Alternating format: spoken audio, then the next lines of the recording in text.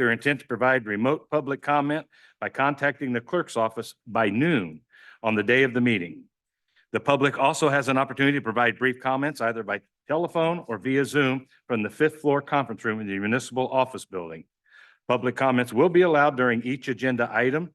Public and comments should be limited to the item at hand and per commission rules of procedure, and they should not include any rude or derogatory remarks, reflections to integrity, abusive comments, and statements as to the motives and personalities. I will now call this meeting to order. The Economic Development Finance Standing Committee for November 4th, 2024. And I'll ask the clerk to please call roll. Roll call. Wakes. Present. Lopez. Here. Burns. Here. Stites. Townsend. Here. Burrows. Here. Thank you, committee. Thank you, Madam Clerk. Ladies and gentlemen, tonight we have 5 action items, and I do want to welcome Mr. Wakes from the BPU board to the committee this evening. Our first item is the approval of minutes. I would entertain a motion to approve the minutes of August 14th and April 3rd of 2023. Wakes move. Approval. Townsend second. Okay, we have a motion and a second to approve the minutes from April 3rd and August 14th, 2023. Questions, comments? Seeing none, Madam Clerk, please call roll. Roll call. Wakes. Aye. Lopez. Aye. Burns. Aye. Stites. Aye. Townsend. Aye. Burrows. Aye. Motion carries. Thank you, committee. That, as I stated, we have 5 action items and they're all resolutions. So the first resolutions are annual cash and investment policy approval. And I'll recognize Andrea Vineyard, our treasurer, for the presentation and remarks. Welcome. Thank you. Andrea Vineyard, County Treasurer.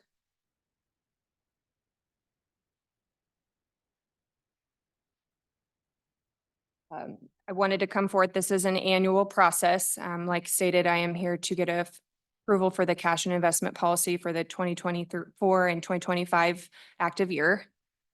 Just a few things as to why I'm bringing this to you. This policy does dictate the authority for us to invest funds that we hold as the UG.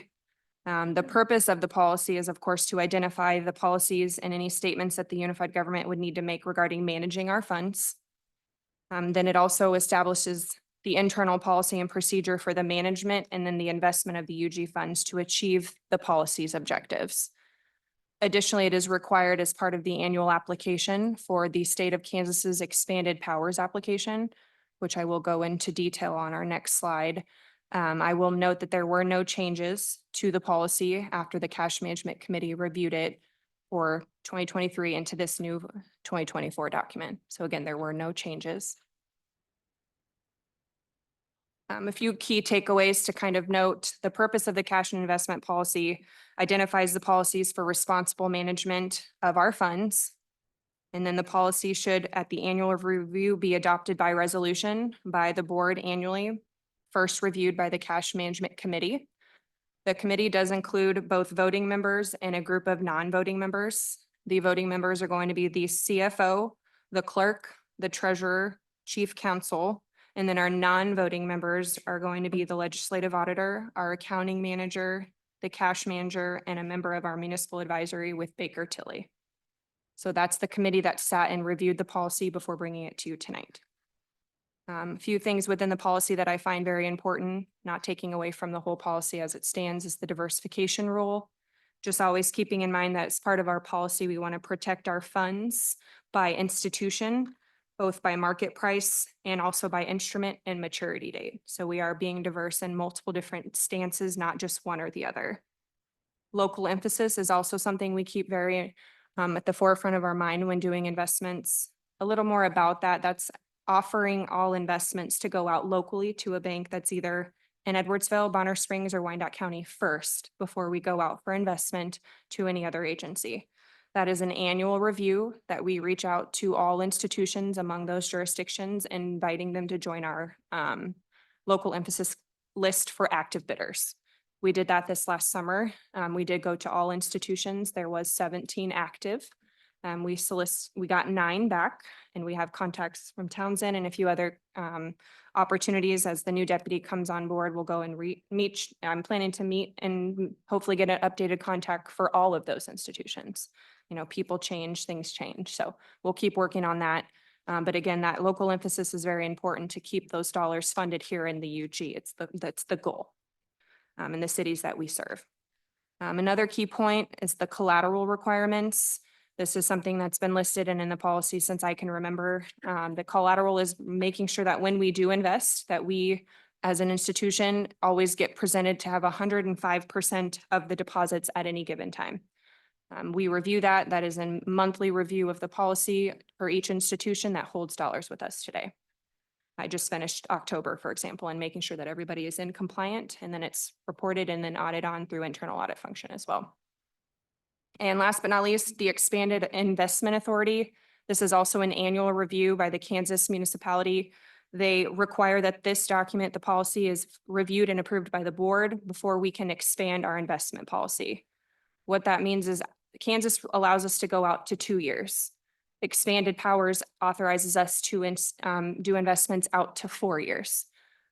Here last year, the long term was a very high yield. We would rather go that route than the shorter yield. It depends on the market, but if we don't apply and get approval, we can then not have those opportunities, which can continue to entice that additional interest that we've earned throughout those years. So that's one of the reasons why we bring this forth as well.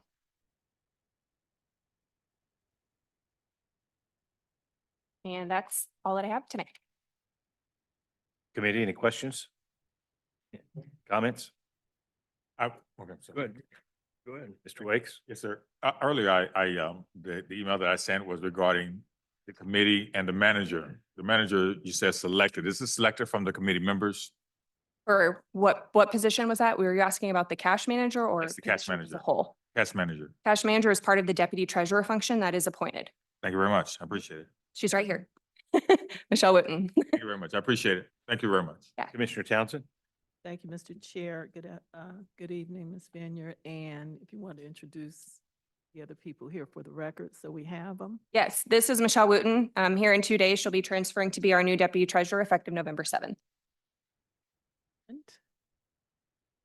Chelsea Chisholm, Economic Development Director. So glad to have one. Thank you. I just wanted to say thank you for following up on new contacts. It is so important, as you say, to give our local banking institutions, minority, all banking institutions, the opportunity, whether they avail themselves of it or not, to participate in this program. Thank you. Let me also comment, may I? Commissioner Stites had I just wanted to thank Commissioner Townsend for making that comment and certainly making sure that we are contacting our local banks as well, particularly because the banks changes. Particularly, I know of a couple that have changed recently, and I appreciate you making that clear. Commissioner Stites, any comments? Dites District 7. Well, I should have went first because both of them said what basically what Andrea, thank you. And as you guys, you know, now that I've been here for 3 years, you know that I've really tried to put an emphasis on reaching out to all 4 corners of our county, right? And you mentioned Bonner Springs and Edwardsville specifically, and I actually got a chuckle out of it. That, but I really do appreciate it that we're reaching out and we're trying to keep that as local as possible. So thank you very much. So are we going to beat our investment income projections for the year? Andrea Vineyard, County Treasurer. Yes. So far, so good. I like that. It's great. Thank you. Thank you very much. And there was no changes. I read through the investment policy. That is A little bit of heavy reading, but Yes. I remember reading it when I first came aboard, and I was pleased to see no changes were necessary. I think the only change we really had a discussion about was a couple of years ago, investment to 25% exceeding. Yep. So Yeah, we did a really, really large overhaul in 2020, 2019 when Rick McKessick came on board. But we still review it thoroughly each year just to make sure there's nothing we've missed, statutes, updates, things like that. well, it's working. So we appreciate it. Thank you. Thank you. If there's no other comments from the commission, I'll ask the clerk if there are any written comments that were received from the public. No comments were received. Any hands raised by the public online who wish to speak? There are no hands raised at the time. Okay, I'll ask if anyone here present would like to speak to this item. Let the record show no one stepped forward. If fact that nobody stepped forward, I'd entertain a motion to approve the resolution. Mr. Chairman, move to approve Townsend District 1. Second. Okay, we have a motion and a second to approve the resolution on annual cash and investment policy approval. Madam Clerk, please call roll. Roll call. Wakes. Aye. Lopez. Aye. Burns. Aye. Stites. Townsend. Aye. Burrows. Aye. Motion carries. Thank you, committee. Thank you, Andrea. Staff, appreciate it very much. Thank you.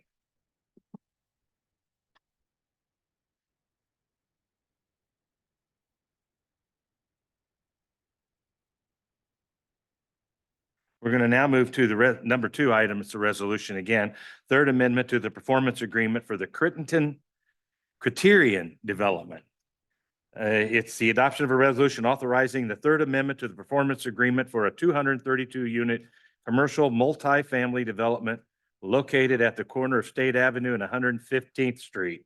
This development is an agreement between the Unified Government CPC Land Acquisition Company LLC Criterion, delaying the commencement date until December 31st, 2025, and delaying the completion date until December 31st, 2027. I will now recognize Chelsea Chisholm, our new Economic Development Director, for the presentation and remarks. Welcome, Chelsea. Chairman and members of the committee, Chelsea Chisholm, Economic Development Director. Handed out today a project area of this development project. I think there was some earlier interest in that. You provided a very great overview of the project, 232 unit commercial multifamily development. The performance agreement contemplates the issuance of bonds for a property tax abatement in an amount not to exceed $62 million. This project is located within the Star Bond, American Royal Star Bond District. Original construction was scheduled to commence July 1st, 2023, with substantial completion on or before August 1st, 2025. And as you indicated, this third amendment would delay that until December 31st for commencement and completion December 31st, 2027. Also here I have Kevin Wimpy with Gilmore Bell, is the city's bond counsel. He can answer any specific questions. And then Kurt Peterson's here representing the developer. Committee, any questions?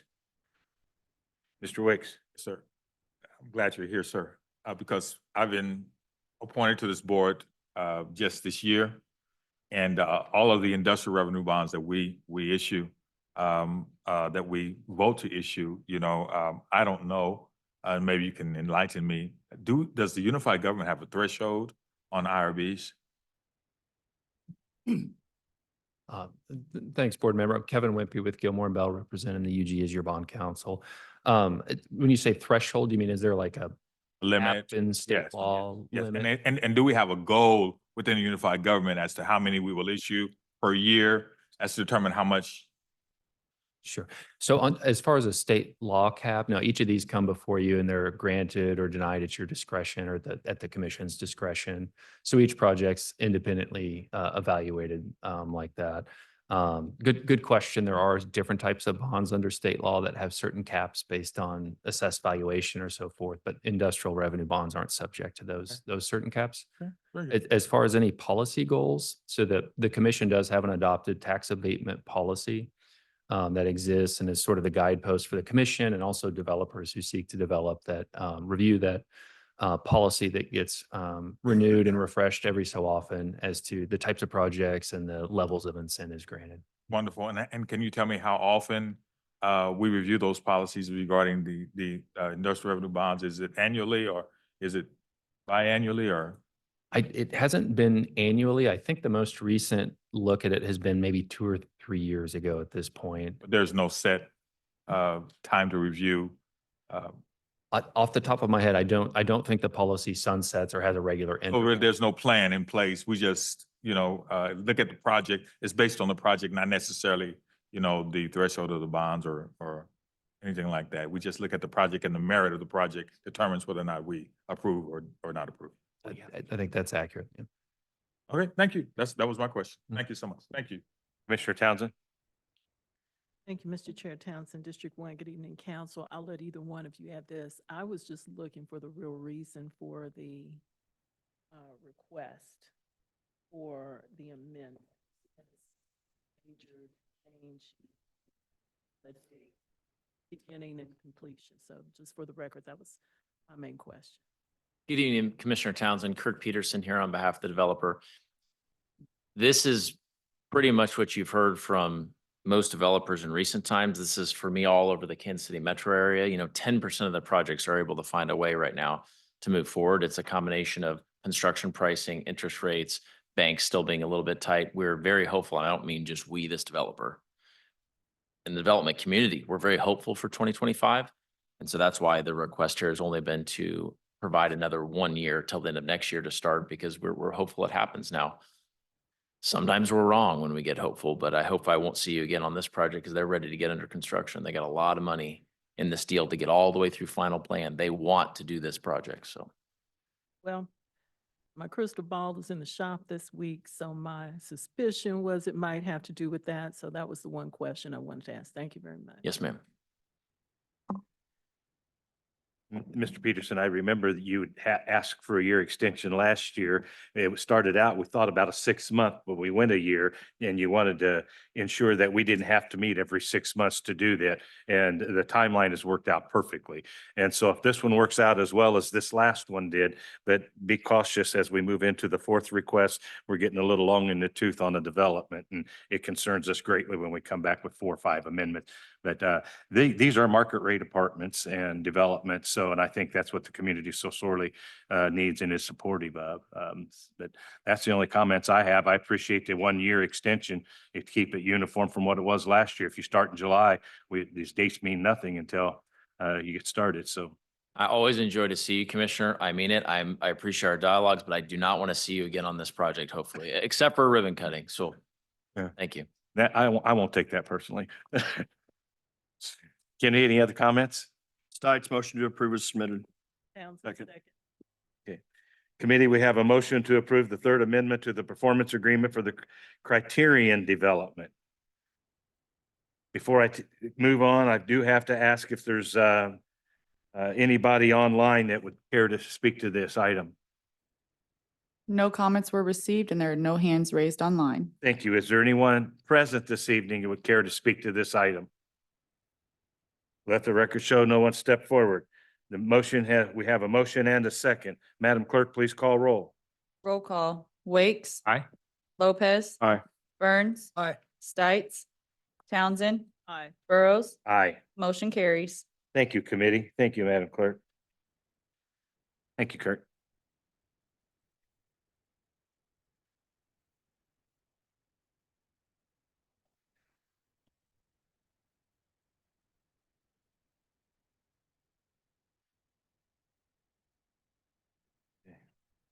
Welcome. Well, committee item number 3, again, is another resolution. It's the first amendment to the performance agreement for the development at 4601 Rainbow. It's a resolution authorizing the first amendment, the commercial multifamily facility at 4601 Rainbow Boulevard in Kansas City, Kansas. I will again recognize our Economic Development Director, Chelsea Chisholm, for an overview. Welcome, Chelsea. You. So yes, the original performance agreement for this project was executed in October 2023. This contemplates the issuance of bonds for the purpose of a property tax abatement in an amount not to exceed approximately $53 million. Construction commencement was initially scheduled for January 1st, 2025, with substantial completion occurring on or before December 31st, 2027. The First Amendment would delay the commencement date until July 1st, 2026, with substantial completion being delayed until June 30th, 2029. Again, Kevin Wimpy with Gilmore Bells here to answer any questions. Paul Johnson's here to represent the developer. Committee, any questions? Commissioner Townsend. Thank you, Mr. Chair. In fairness to Mr. Johnson's client, if you want to get on the record what the real cause is for the request for the extension. Thank you, Kevin. Um, it- Very similar to what you just heard from Mr. Peterson. The capital markets have been essentially restricted for the last year and a half. As everybody knows, construction and labor pricing is also incredibly high to the point where most deals don't pencil, especially most Class A multifamily. As Commissioner Burrows said, that is a product that is needed in many communities, but just isn't starting anywhere. And it's really comes down to the fact that these deals would be underwater the day that they started. We don't think that's going to be true in 25, as Kurt also said. I agree with what he said about that. We saw one rate cut already. We think another one is coming imminently, probably a quarter basis point in the near term. And hopefully that moves even a little bit further, but we're close to being able to pencil this deal. In fact, Mr. Tanner, the principal developer, is here tonight. He wanted to come in to make sure that you knew he's incredibly committed still to this project. As is Block, his partner. You probably recall that's the joint developer team. And they are gearing back up with their design professionals to bring in a final development plan sometime in 2025, hopefully sooner at the early end of 2025. It's all just dependent upon whether we can get the deal to pencil. So kind of echo what Mr. Peterson said before, but it doesn't change the commitment to this project and that we still believe in the location and the project as presented to the UG in the past couple of years. Townsend District 1, thank you for that explanation and for the continued commitment of those gentlemen. They can wave their hands. Let me see. Yeah. Thank you, thank you. And wanted to make sure that you had the opportunity to say what the request was based in. I too hope we get another cut and hope that it's larger than the last one. Thank you. Thank you. Mr. Wakes? Yes, Stevie Wakes, BPU. Question, is this the same amount for abatement that was considered in the original presentation? Yeah. I was not here. Yeah, good question. Yeah, so the performance agreement that Chelsea mentioned, status quo remains for that except for extending the commencement and completion dates. Thank you, thank you. I believe this contract is an 18-month extension and not a year extension. And it was brought to my attention that we have approved one other 18-month extension already due to the market and supply chain. So this isn't anything new. That I do appreciate your stick-to-itiveness and willingness to continue to invest in our community. Thank you so very much.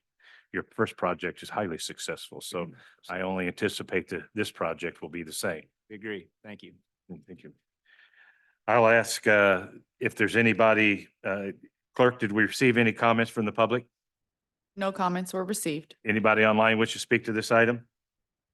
There are no hands raised at the time. Is there anyone in the audience who wishes to speak to this item? Let the record show no one stepped forward.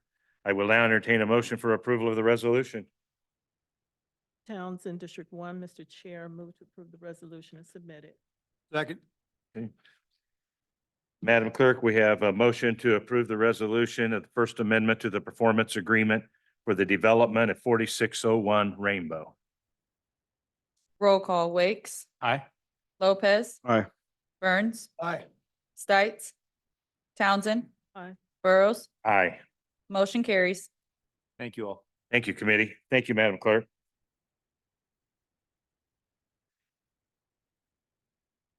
Chelsea, will we be having somebody come forward for Bucky's presentation? Yes. Okay, Mr. I'll wait till they get here. Thank you. I just didn't want to wait if nobody was coming forward.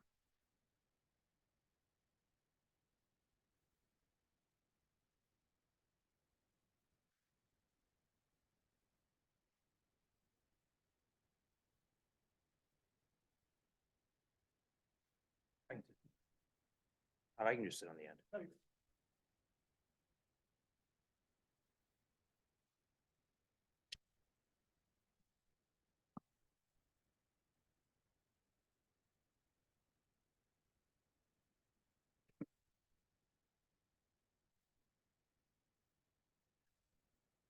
I'm going to ask you all to speak clearly into the microphone. I have a unit up here that drowns you out if you don't speak into the microphone. So I'd ask that you please speak loud enough for this these old ears to be able to hear.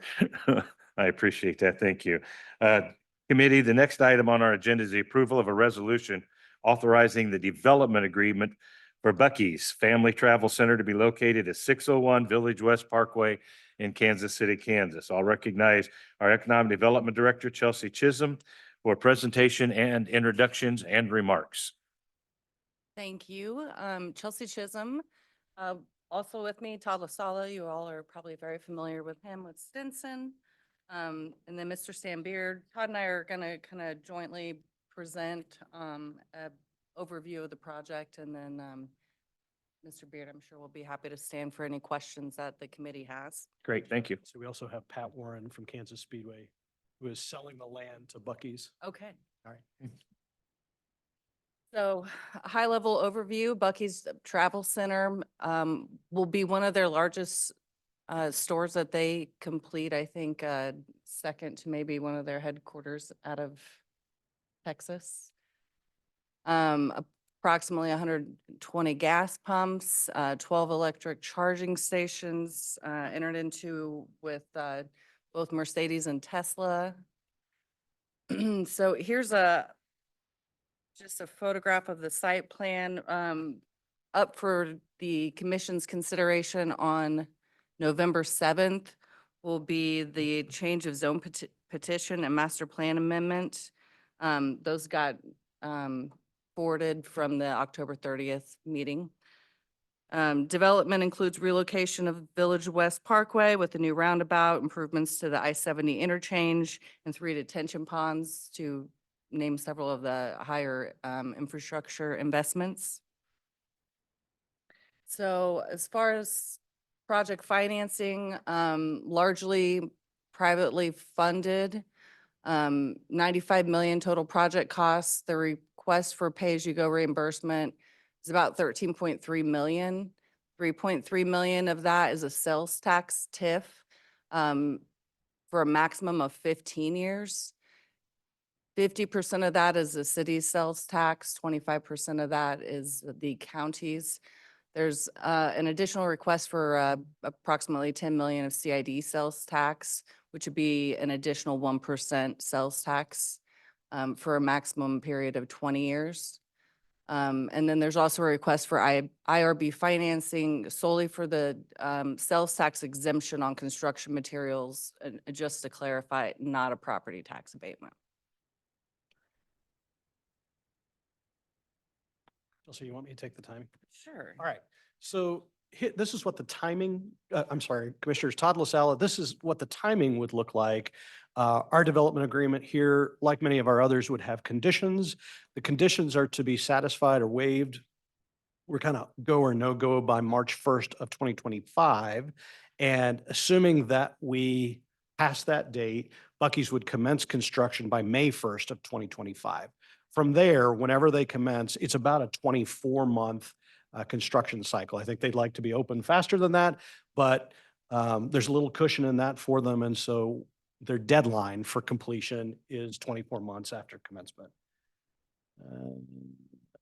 These are our LBE, WBE goals. These are very consistent with our goals in our other projects. This one does have remedies in it. If Bucky's fails to use best efforts to meet those goals, it would be a 10% reduction of both the CID and the TIF cap. So on this, that's a significant, if they were to miss, it would be significant. It's $1.3 million. One other thing I'll show you before we turn it over to Stan. We go to the next one. Yeah. This is in most ways like your other development agreements that you've been seeing with us for years. There are a handful of provisions that are a little bit unique, different in this one, mostly for reasons that have to do with insurance and Bucky's lenders that they typically work with. So I'm going to point those out to you. I don't know that they're cause for alarm necessarily, but you all are used to seeing development agreements that look very consistent with one another. And for the most part, this one is, with the exception of 4 or 5 things. Here's what they are. Number one, our development agreements are usually completely superior to the loan documents that go on. This one is different than that for the construction lender. If the construction lender were to have to foreclose, seems like a remote possibility, but if things were to go wrong during construction, they didn't pay the lender foreclosed, in that unique circumstance, they would not be subject to our development agreement except for the restrictions, meaning the construction lender doesn't have to build a Buc-ee's store there. But if and when the construction loan converts to permanent financing, at that point, they become subordinate to our development agreement, just like the rest of our other development agreements. Secondly, there are lender provisions that have to do with insurance. If there were to be a fire, if the thing were to burn down, most of our development agreements would say that the insurance money has to be used to rebuild the store. This one's different than that. This one does not. This one says that if the lender's got requirements and if the lender were to decide not to put that insurance money in, the lender could sweep that and keep it for themselves. That's unusual for us. However, Buc-ee's development agreement would say that even if that were to happen, they would still come in and covenant to us that they would rebuild the store, which is the way we got okay with that provision. Two more. One, our environmental indemnity, we almost always get a very broad environmental indemnification. This site is a little bit unique because some of the land used to be owned by the unified government at one point, and Buc-ee's wanted to carve out that piece of the land and only that piece of the land from the environmental indemnity for the piece that the UG used to own. So it's pretty narrow. It's a carve out, but it's different than what we usually do. And fourth and finally, a specific performance. When you get to remedies, you can always sue somebody for money, but specific performance is your remedy where you can actually force them to perform under the contract and do something specific that is usually not about money.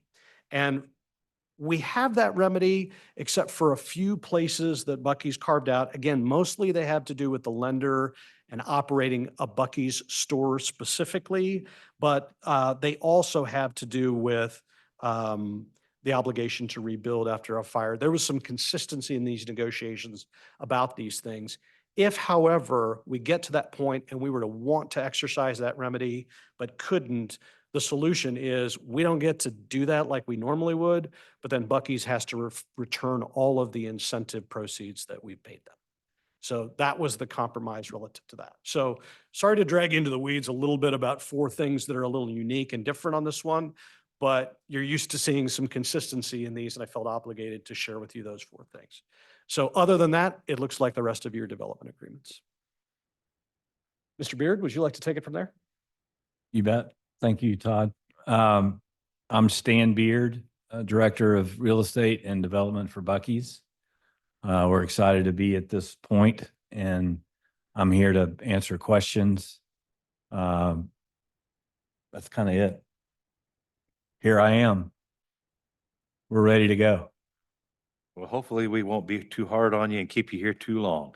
I got a game to watch. Committee, any questions? Mr. Wakes, you want to talk into your microphone, please? Stevie Wakes, BPU. How many employees did you say this development would employ? So when it comes time to make promises, I say that a minimum you can expect is 175. That is, we don't have an out-of-state travel center that has less than 200, 225. Thank you. So let's just call it 200 full-time jobs with benefits. These are not full-time equivalent jobs. These do not include part-times. These are full-time jobs. Commissioner Lopez. Yeah, on your full-time jobs, what's your average pay for your employees on that? So the average starting pay is ranging anywhere between $17 and $20 an hour. And that's somebody walking in who has little or no experience, who is willing to, work hard and friendly, and it includes health benefits. It includes participation in 401k, 3 weeks paid time off. It's a tough job, but it's definitely a good one. Now, what about your managers? What's their So generally, the only non-area employee is going to be the general manager of the store. And we have we have convenience, food, and merchandise. And usually those folks also come from other operating Buc-ee's. Other than that, they are pulled from the community. Yeah. Committee, anything else? Commissioner Townsend? Thank you, Mr. Chair. Good evening, gentlemen. Thank you, Mr. Beer, for being here, and look forward to having a Buc-ee's here. I'd never heard of it. Stop it. Year and a half ago. Nope, never heard of it. We got to fix that. Was here from Texas. That's what she told me. And thank you, sir, for being here, because I wondered who was selling the land. So thank you for your appearance here tonight. Councilor LaSala, I want to go back to the particulars that were a little bit different. And here's what I got from what you said about the insurance, and heaven forbid there is a fire. Buc-ee's insurance is going to be first to get, so to speak. The lender, Pay back the lender. the lender will get to decide. What's unusual here is that the lender will get to decide whether to take those insurance proceeds and apply them to the loan, or allow Buc-ee's to use the insurance proceeds to rebuild. That's what's unusual for us. Our development agreement usually says the insurance proceeds must be used to rebuild the asset. Buc-ee's said, look, with our lenders, they're going to insist on this, and we're going to have to be deferential to them. So we allowed that, with the commitment from Buc-ee's that even if the lender sweeps the insurance and keeps it, applies it to the loan, Buc-ee's commits that they will still rebuild. That's how we got comfortable there. I would also tell you that to some extent, Buc-ee's is self-insuring these a little bit. Their deductible is higher than what you normally see. It's like $5 million, which is significant when it comes to those. So to some extent, we're taking the belief that Buc-ee's has the wherewithal to rebuild this store if they choose to. And it does stand to reason that when you're talking about one of their larger stores, that if the thing is performing well, that they will want to rebuild. Okay, thank you. My concern was, heaven forbid this ever happen, become an actuality, the Buc-ee's builds, there's a fire, devastating, that there wouldn't be just a burned out shell there. Right. That is my main concern. Right. Under no circumstance would we be there. The document does cover that well, and you've also got applicable law where you wouldn't just allow that to sit there. So I don't think that's one of our primary concerns. Just a few more questions generally about, would this be a 24-hour operation? Yes, ma'am.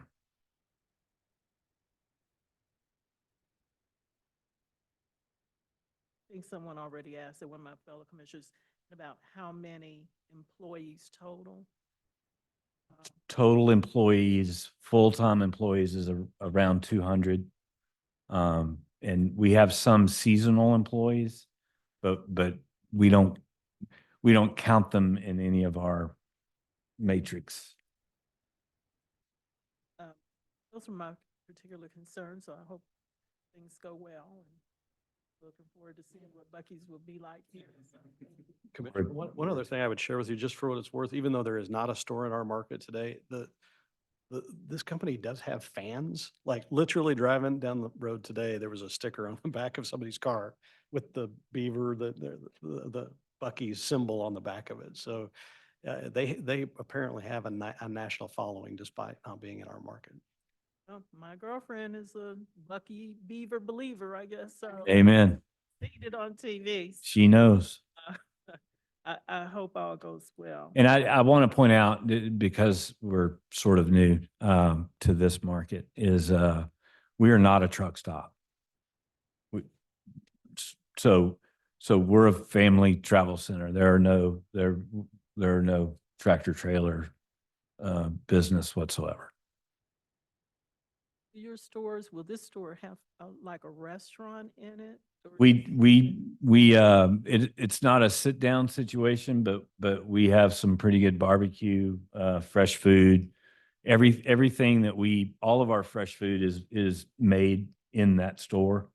Another reason why we have so many employees is because when you see freshly chopped up pineapple, it was somebody in the back who chopped it up. It didn't come to the store like that. And with regard to the size of the store, and how many Buc-ee's are there in the United States? Not enough, but we're working on that. So we've been in the business since '82, and we started out just as a little corner, store, just like everybody else. But what we are now known for and what we concentrate on are the larger format travel centers. We have 32 of those in Texas, Alabama, Georgia, Florida, Missouri, Kentucky, Tennessee, Colorado. I think that's it. This would be about number 33. This will be, if you went in order, this would be 33, and it would be one of our 74,000 square foot stores, which as of now, there are only two, one in Sevierville, Tennessee, and one in three, Johnstown, Colorado, and Hillsborough, Texas. So this will be the big store. Yeehaw. Thank you. Thank you. Commissioner Lopez?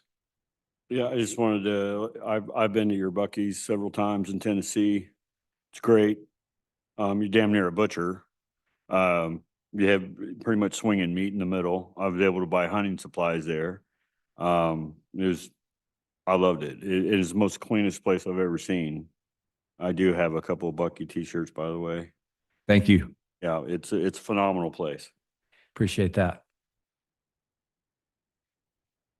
So I just want to rehash what I've heard here this evening, just shy of a $95 million investment, just shy of $14 million with TIF being 3.3 million and the CID being right around 10 million. So we're just under the $14 million threshold.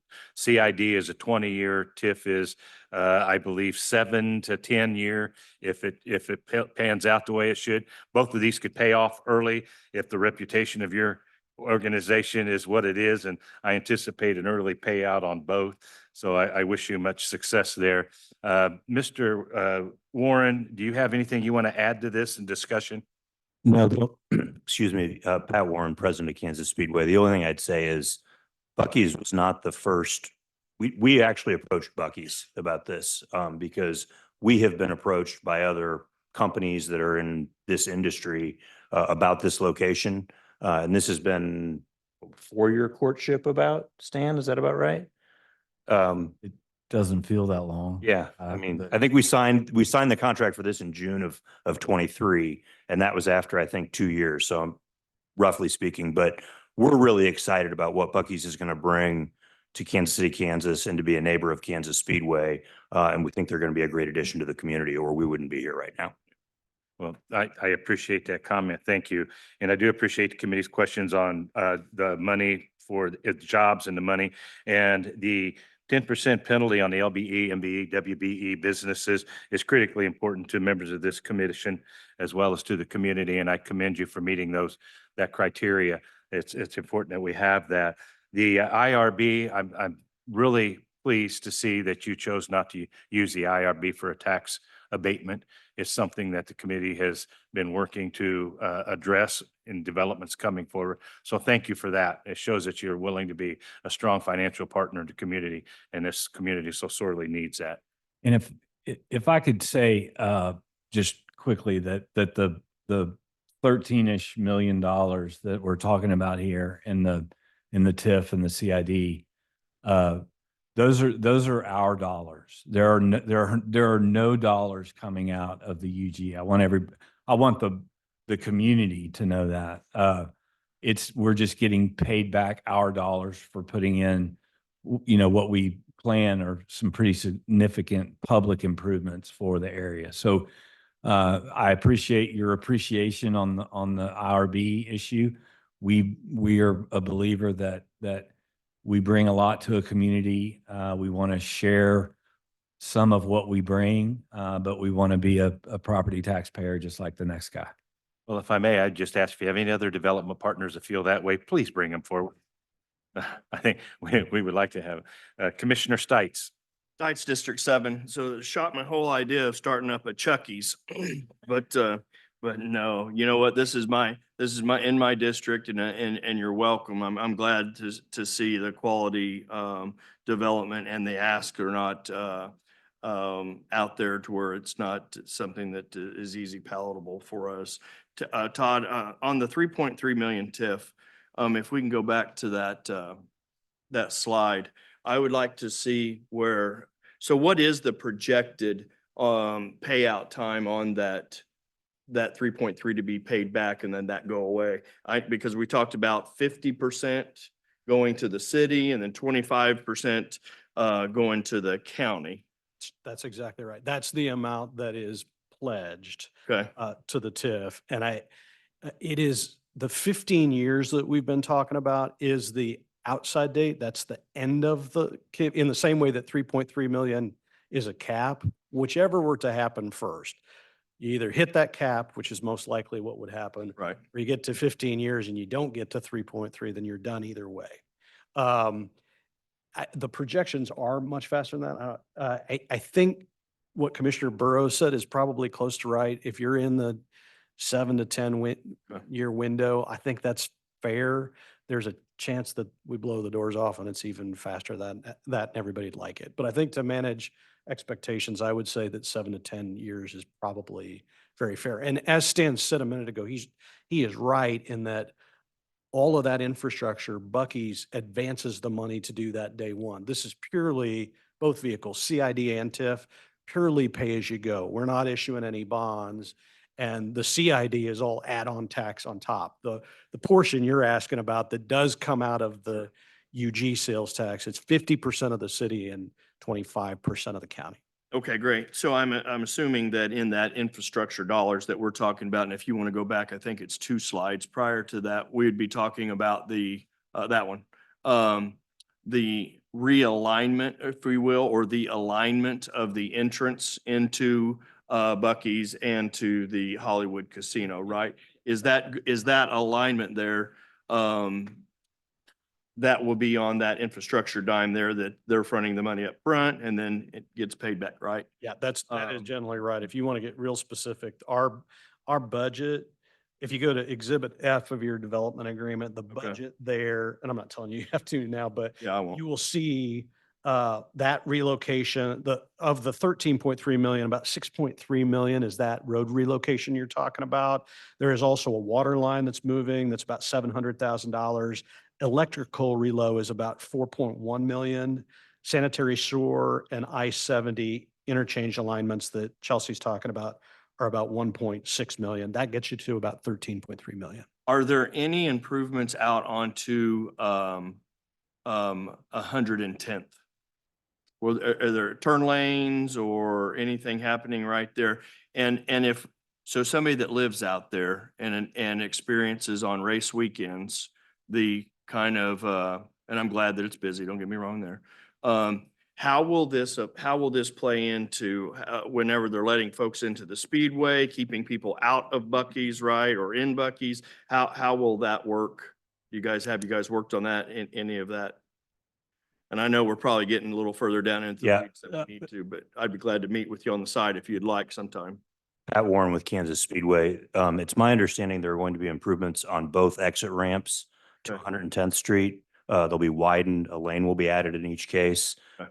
When you come off headed westbound, there will now be a free right-hand turn, which is great for everyone. We accommodate that right now, even on our event weekends, to allow guests to get into the casino. So it exists on an event weekend where it wouldn't normally exist. Because the way we cone it and staff it, now that will exist as part of the infrastructure. And so people will have the opportunity, even on our busiest weekends, to be able to get into Buc-ee's without any issues. Now, look at the peak of traffic when we've got a cup event going on, people are going to be impacted, but I think it's going to be minimal. So as you well know, on that corner, there was a monument that was set up by Officer Detective Lancaster. that was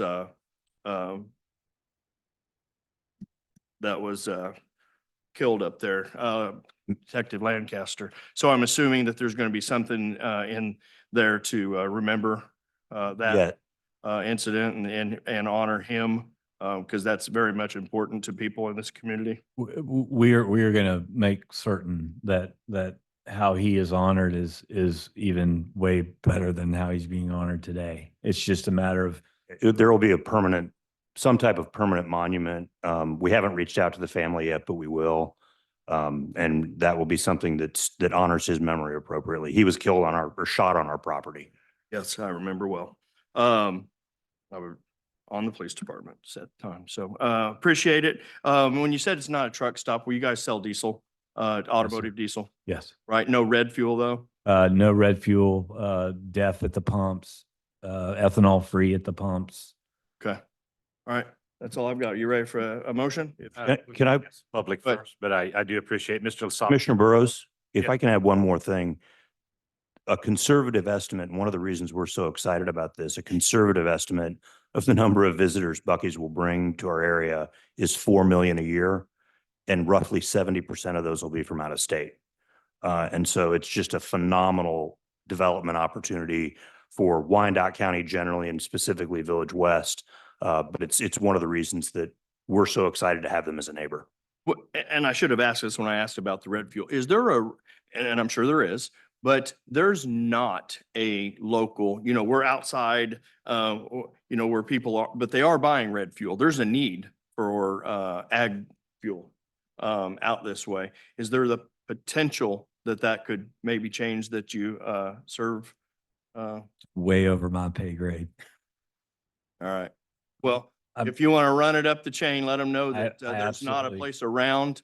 The closest one, 7 Highway and 11 Markson is the closest one around. So you there might be a need for that there. I'll look into it. Thank you.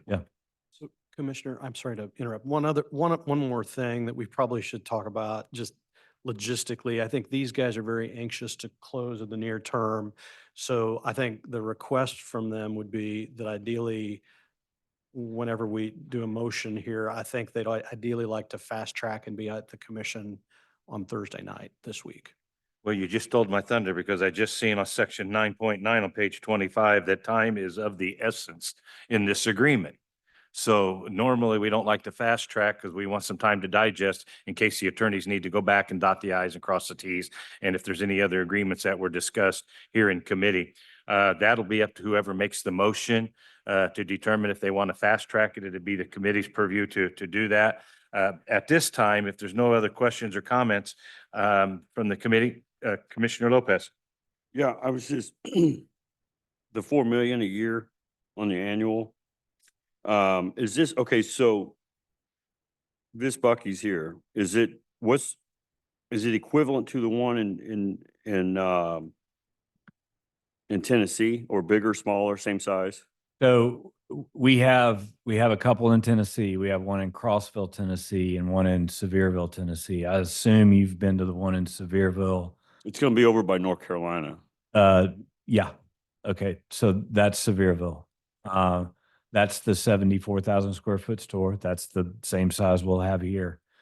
That Sevierville store, because, it's next door to Dollywood and the Smoky Mountain Park and all that stuff. I mean, we see over 6 million visitors at that store.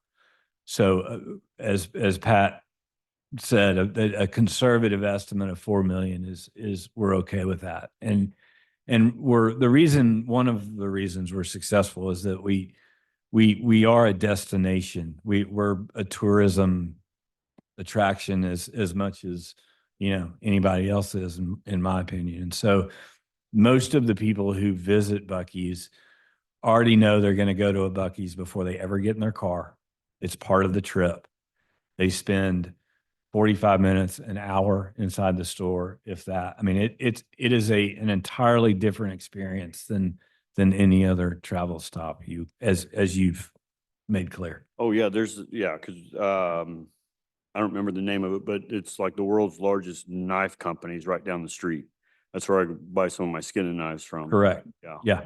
Yeah, it's, so I mean, you said 6 million visitors a year down there at that? Oh, easy. Yeah. All right, thank you.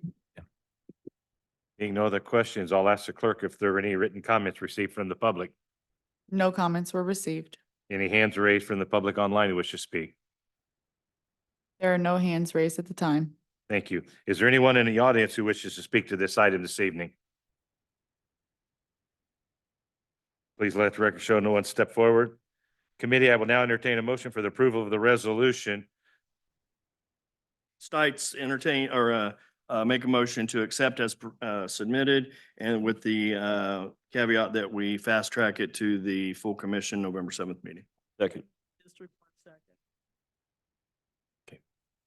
We have a motion and a second, and if I heard the motion correctly, the motion was to approve the resolution authorizing Bucky's agreement with the unified government and to fast track it to our next meeting. Okay, clerk, please call roll. Roll call, Wakes. Aye. Lopez. Aye. Burns. Aye.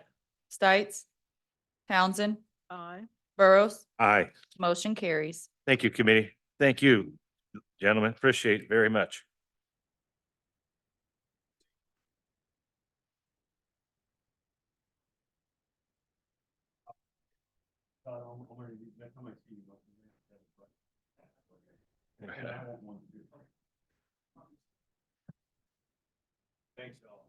Thank you.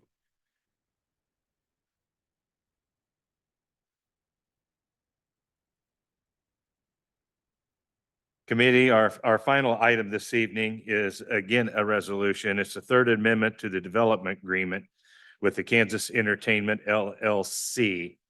And I will now recognize Wendy Green from our legal department for his presentation and remarks.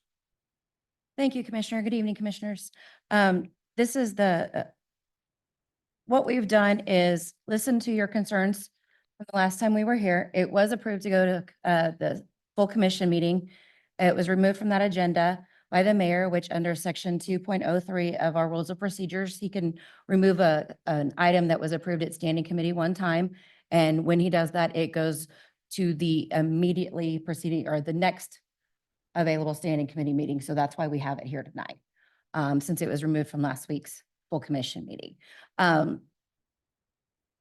We listened to the concerns that were raised at the last meeting when we had the development team here, the ownership group, the Penn Entertainment, as well as the NASCAR, which it's a joint venture that manages the casino operations. And we made sure the language in the Third Amendment is clear to where they will be paying liquidated damages until construction of the hotel commences. And we made sure also to define what that was. What does commencement mean? And that's going to be in section 2 of this Third Amendment, which would be page 2. If you're looking at the actual amendment, hopefully that's in the packet that you all received. So again, we made it very clear what commencement was and that they would be paying the liquidated damages until they commenced under this definition, the construction of the hotel. And they will also be contributing the $850,000 in charitable contributions. So they up to the $500,000 by $350,000 per this amendment. And I do believe, and I don't know if it was distributed, I'd hoped it was, but I'm not sure. The development team could not be here tonight. This wasn't on the radar that they were going to need to be. They have their shareholder meetings this week, so they simply could not make this meeting. They did submit written testimony to Commissioner Burrows. I made sure I got that to the clerk's office, and they would like it read on the record. Commissioner Burrows, if you would like me to, I can, or if we can have the clerk's office, however you would like that done. I would ask that either the clerk or someone read. I can read it. Wendy, you can read it. It does need to be read into the record. And I'll be more than happy to read it. If somebody else, if not, I'll have the clerk read it. If the clerk Do you have a copy of the letter? No, okay. Then I'll go ahead and read it, Wendy, as chair. This was a written testimony of Jeff Morris on behalf of the Kansas Entertainment LLC Economic Development Standing Finance Committee dated November 4th, 2025, meeting agenda 4.5 in support. Chairman Burrows and honorable members of the Standing Committee, I respectfully request this testimony in support of agenda item 4.5 be read and accepted into the committee's record and reflected in the minutes at its November 4th, 2024 meeting. Prior to speaking to agenda item 4.5, please accept my sincere apologies for not delivering the testimony in person. Together with my colleagues, we're looking forward to being with you in person today, but are unable to attend. As you are aware, Kansas Entertainment, a joint venture between Penn Entertainment and Kansas Speedway Corporation, is the manager of the Hollywood Casino at the Kansas City Speedway, and the Kansas Lottery is the sole and exclusive owner and operator of Hollywood Casino. By way of context, in 2007, the Kansas legislature authorized the Kansas Lottery to own and operate 4 casinos in Kansas, including one in Kansas's northeast region. On June 25th, 2007, the citizens of the unified government of Wyandotte County, Kansas City, Kansas voted to approve hosting the Northeast Region Casino with 80% voting in favor of the measure. In June 2009, the unified government approved Kansas Entertainment LLC as the manager of that Northeast Region Casino on the Kansas Lottery's behalf. On August 25th, 2009, the Kansas Lottery formally selected Kansas City Entertainment as the manager of the Northeast Region Casino. On September 8th, 2009, the unified government and Kansas Entertainment LLC entered into a development agreement. And on February 3rd, 2012, Hollywood Casino at Kansas Speedway opened its doors. Prior to and since our grand opening, Hollywood has been and remains a proud member of this community and one of its largest drivers of revenue for the unified government economic development in the region. We were incredibly proud to utilize locally owned businesses for nearly 50% of the construction of Hollywood Casino, and equally honored to have 30% allocated to women-owned businesses and 16% to minority-owned businesses. This is in addition to currently maintaining strong, diverse vendor partnerships for the operations of our facility, of which 24% are locally owned, 15% women-owned, and 7% minority-owned. Since opening, Hollywood has paid $66.7 million in local property taxes and fees. Hollywood has also contributed $32.4 million in gaming taxes to the unified government and provided $14.8 million in funding for charitable and community organizations. Notably, Hollywood has also dispersed over $290.6 million in payroll and benefits to our team members.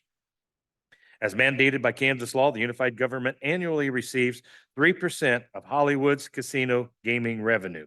In addition to this mandated revenue share, Hollywood also contributes the following directly to the unified government on an annual basis as agreed to in our development agreement.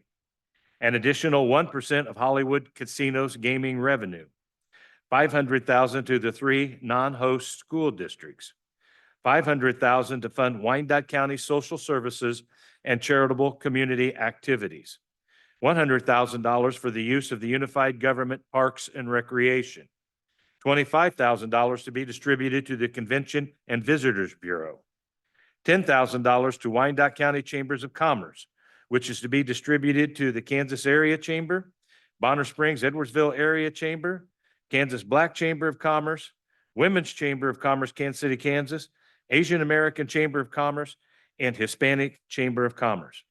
Importantly, Hollywood generates all these benefits to the unified government and this community without any public incentives, tax increment financing, or any other assistance from the unified government or any government entity.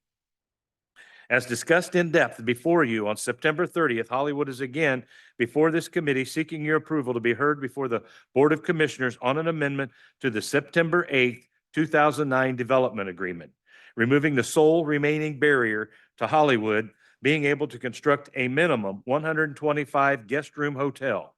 Again, we expect significant benefits for the unified government with the development of our proposed hotel and accompanying development agreement.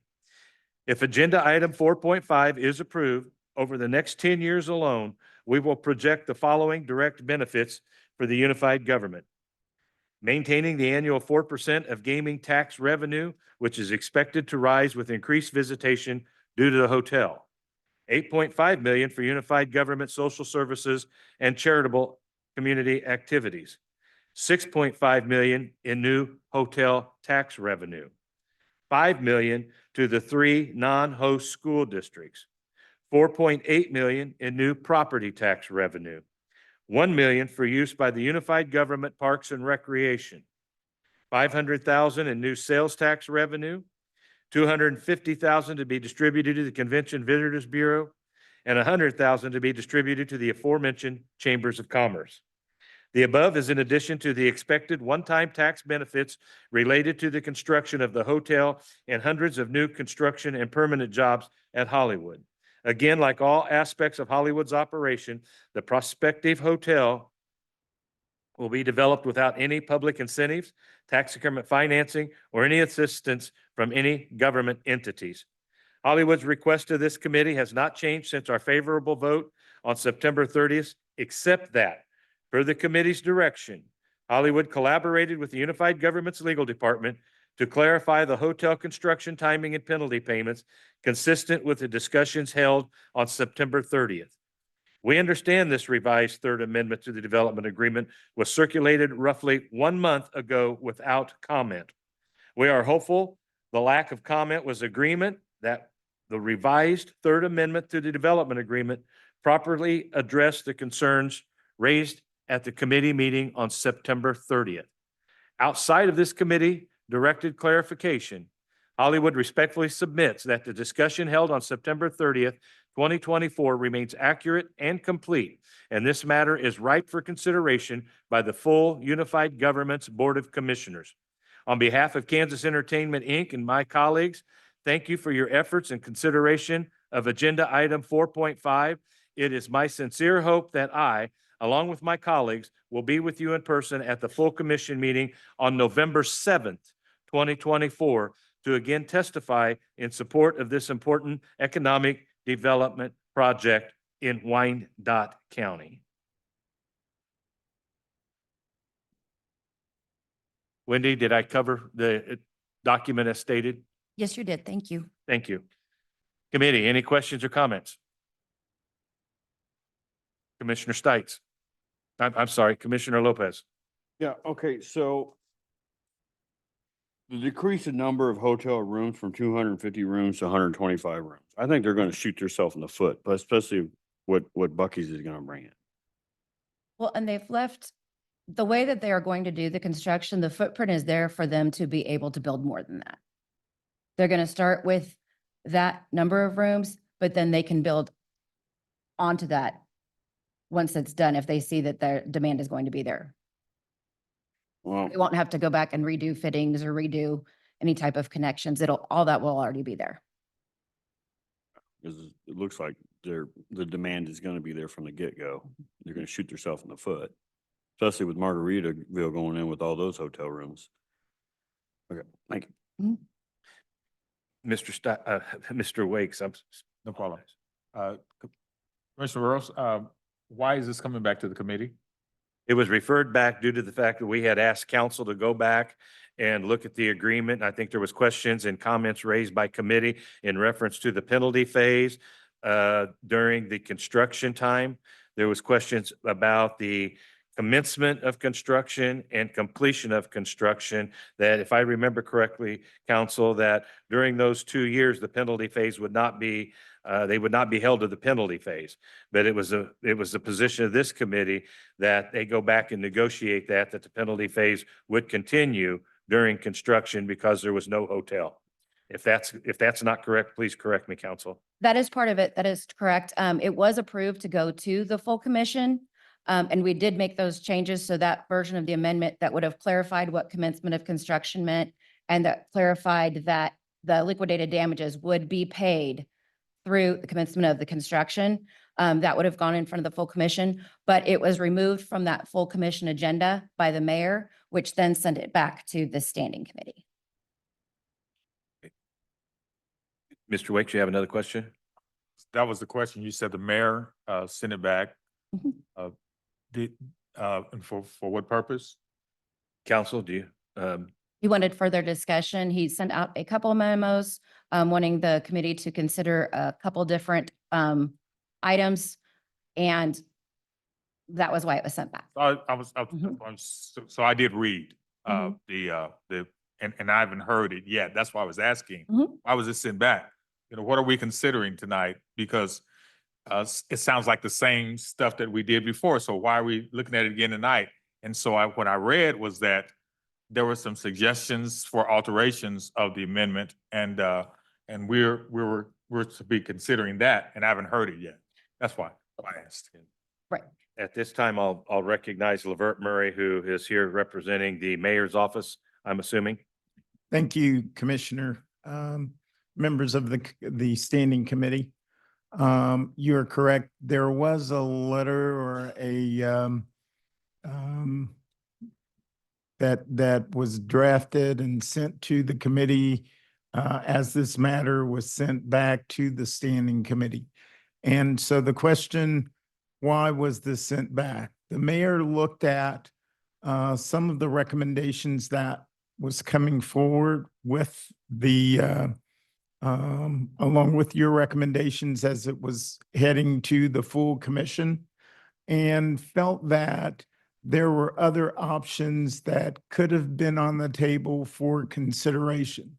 And so the mayor just wanted this to come back for you to consider if there are other options. For example, since the hotel size was reduced from 250 to 125 rooms, how do you consider the continuing the penalty to leverage a larger hotel? Things like that. That's what the mayor sent it back for you to consider. Mr. Wakes, any other questions, comments? Was it? Thank you very much. Any other questions or comments? Commissioner Stites? Stites District 7. So I guess and I remember this meeting very well, and I think that it was said that we were to not negotiate at the dais here. So I don't want to make sure I'm clear on what we can do and not do here. So I guess I'm still kind of unclear. And Wendy, would you explain? So the penalty, they're building half, well, how is it suggested right now, this third amendment, what the penalty phase, they will pay it through when?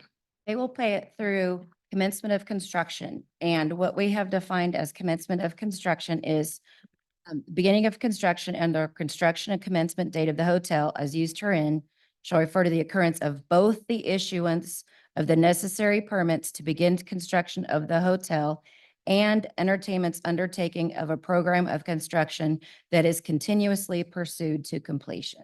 So if I'm right, and I'm not an attorney, but I just, to dumb it down a little bit for me. So when they start construction, and it's verified that they start construction, and I remember by looking at my notes before that it was an 18-month build out. They would be in that 18-month window of construction that would come out of, they would no longer be paying that penalty, which would directly come out of the unified government's general fund, correct? Correct. And that amount for 18 months is roughly $2.2 million. It's 1% of their gross revenue, or gross gaming revenue. So it changes depending on what that number is. It's been So it was pretty like 1.7 consistent. last year, I think. Been pretty consistent in that area. So we are, by doing this, we are taking $2.2 million out of our budget. An already budget that we're already struggling with. They haven't fulfilled the original development agreement at, I will tell you at 250 rooms, right? If they're cutting it down, I think they continue to pay half. If they are pay, I mean, I guess I'm able to say this, we're not negotiating, right? It's, if it's 250 rooms, that was the 1%, and they're willing to build 125, which is half, you continue to pay the half until you build out the other 125 rooms and make the original development agreement whole. That's my opinion. You know what? They're coming and asking us to open up this development agreement. And then here we are to take it and not recoup anything for that. Me personally, I'm not in favor of it. I'm in favor of the project. I'm not in favor of the points of the deal. And I guess that's all I have to say for right now. Thank you. Commissioner Townsend, and please speak into the microphone. Thank you, Mr. Chair.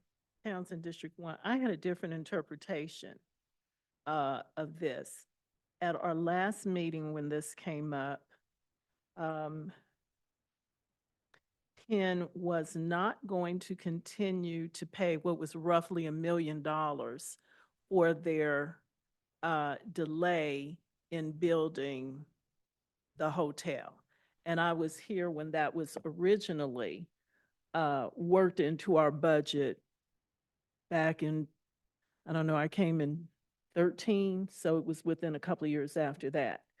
But on what I'm looking at here, they have agreed or willing to agree, as long as the hotel is not constructed, irrespective of the size, to pay that liquidated damage. So that is very different than what they came to us with last month. Councilors, am I interpreting that correctly? They are going to pay it until they begin construction of the hotel. And if they that don't- could be by 2027, if they're lucky. It could be later, but they will continue to pay that liquidated damage until construction as it's defined here begins, correct? Partly correct. Mhm. They have extended the date that they will begin construction, because the original development agreement had a defined date when they would begin construction and then liquidated damages would set in. And so their construction commencement date is December 31st, 2026. So they will keep paying these liquidated damages until they commenced construction as it's defined in this amendment. And then if they don't begin construction by that December 31st, 2026 date, they just keep on paying their liquidated damages. Well, that is my Mhm. understanding. Whatever I said, that was my understanding. Correct. I must have misspoken in some way, but that is my understanding. Whether they meet that December 31st, 2026 build or not, if they have not, they will continue to pay that liquidated damage. Correct. Okay. The other thing that apparently is different than when we last met with Penn a month ago is that what we commonly call the Casino Grant Fund, which was about 500,000. They have up to 850,000. That's correct. Correct. Okay. And my recollection, when there was a lot of discussion about the decrease in the size of the hotel rooms, is that that decrease was based on recent information they had determined from a study that said we cannot be profitable, so to speak, with the 250. The market now is bearing 125, but they have some leeway, I guess, to build more. But to me, it would not make sense if the market analysis that these professionals have done are saying we cannot be profitable with 250 room hotel, then why build it? We want them to be successful. So if they can be successful at 125, that's their call. I also remember asking about who they hire and some other things, and that was outside of this agreement. So there are some things that are just outside of this agreement. So my interpretation of looking at the mayor's letter, I think I've addressed those first 2 points. They've increased it to 850. But I think he was looking for some kind of increase that would increase the 850, which they've $850,000, which they've already agreed to do, to $1 million. That was a lot of information in what Chairman read. Did they address that point in there? I read, if I may, Commissioner Townsend, they sent this letter to all of us, I believe, but they also sent it to me to read into the record or have it read into the record.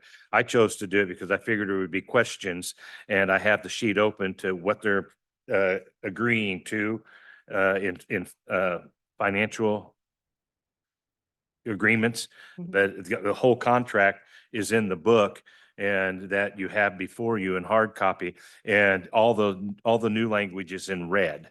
And that is in there. It's not very heavy reading, but it is important because it does take up the committee's position. If I may, I'll go back over it again. They were paying an annual 1% of Hollywood's casino gaming revenue, as council stated. Maintaining the annual 4% of gaming tax revenue, which is expected to rise with the increased valuation due to the hotel. That 4% of the gaming tax revenue, I don't know where that 4% came from, council. Yes, if I may, when agreeing with the legal department, that's the 3% that we get from the state and then the 1% that we get under the development agreement. That's separate from the liquidated damages. So that explains the 4%. I just wanted to ensure that I know the 3% is in statute. Correct. And the 1% is the agreement between the local unit of government in reference to their gross. 8.5 million, it was 500,000 to the 3 non-host school districts that was agreed upon. In 10 years, that would be $5 million. And that's what they stated down here when they talked about that. They're still meeting that criteria. 500,000 to fund Wyandotte County Social Services.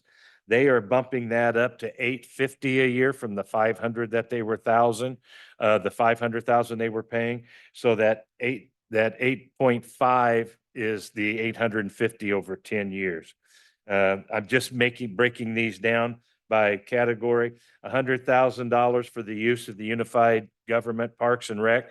That is what they were paying in the 5 years. They will be paying 1 million, or in the 10 years, I'm sorry, to be $1 million. So that $100,000 that they were paying times 10 equals $1 million. The 500,000 in new sales tax revenue is not included in the upper level. So in the original agreement, because we didn't have the sales tax out there. So if there's no other questions, I'll just stop there. Wait a minute, let me finish. Thank you for that. I guess what I was really addressing was, I guess the mayor's suggestion, maybe Mr. Murray can talk more about this. 850,000 is currently what Penn is willing to give us for a casino grant fund, which is a $350,000 increase over what we had been getting. That's correct. Oh, as I'm reading the October 16th letter, I guess the mayor is wanting this to be $1 million. Hopefully that difference to go to food kitchen, centralized support. So my question is, maybe council could, was this particular letter shared with Penn Gaming or not? Do we Yes. know? Okay. Yes, I did share both of the memos And that the mayor sent to the commission with them to see if that was something that they can do, and they could not do that. It was also up to the Kansas Lottery, because that is the owner of the casino.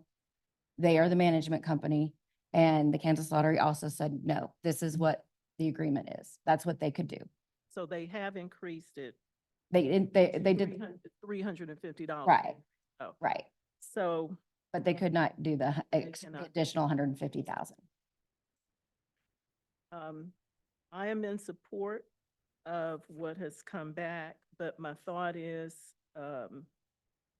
with the addition of that $350,000 that they've added, maybe some portion of that increase can go to social services, as the mayor suggests. That's for the board, the full board to decide. But if Penn Gaming has said this is what we can do, we've heard all of the money that they have put into this community already. So I would be in support of what they have done here. I'm not sure why we would not go forward. Yeah, well, I can tell you why I'm not in support of going forward is because if they would have built a hotel, two hundred and fifty rooms back in 2009, like they said they were going to do, how many hotel rooms have been built subsequent 2009?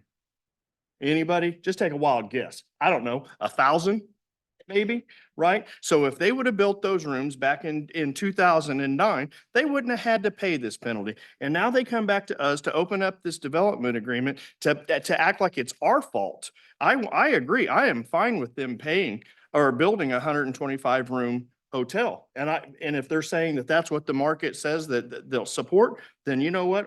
I'm glad. It's going to make it really tough whenever the next hotel developer comes to us here in the next 6 months or a year and says, we want to build another 200 rooms.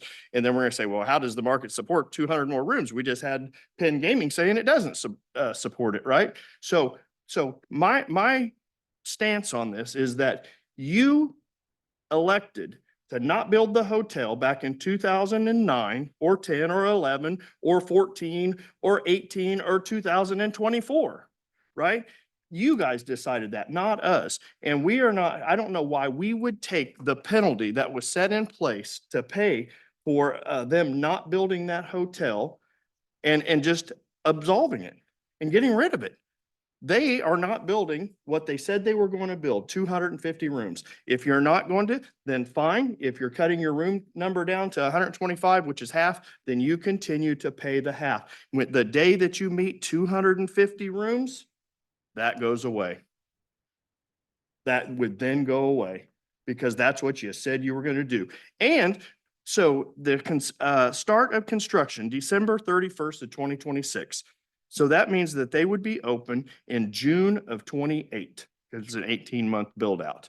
So in that interim, between 2026 and 2028, the UG budget would lose $2.2 million.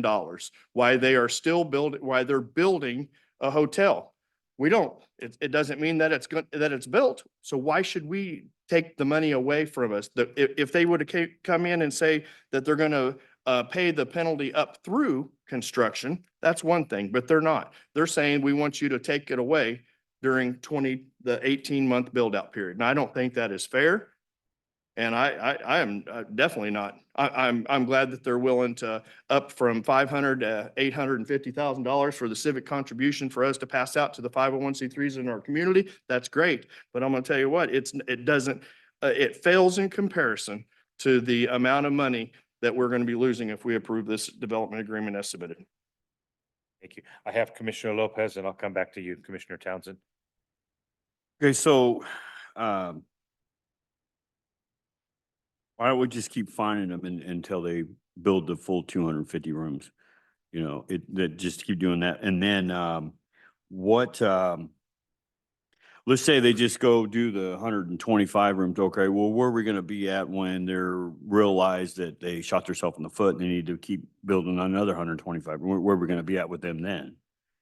Are we going to be right back here? Or I hope not. I mean, what we could do is just keep finding them until they finally build the whole 250 rooms, regardless. So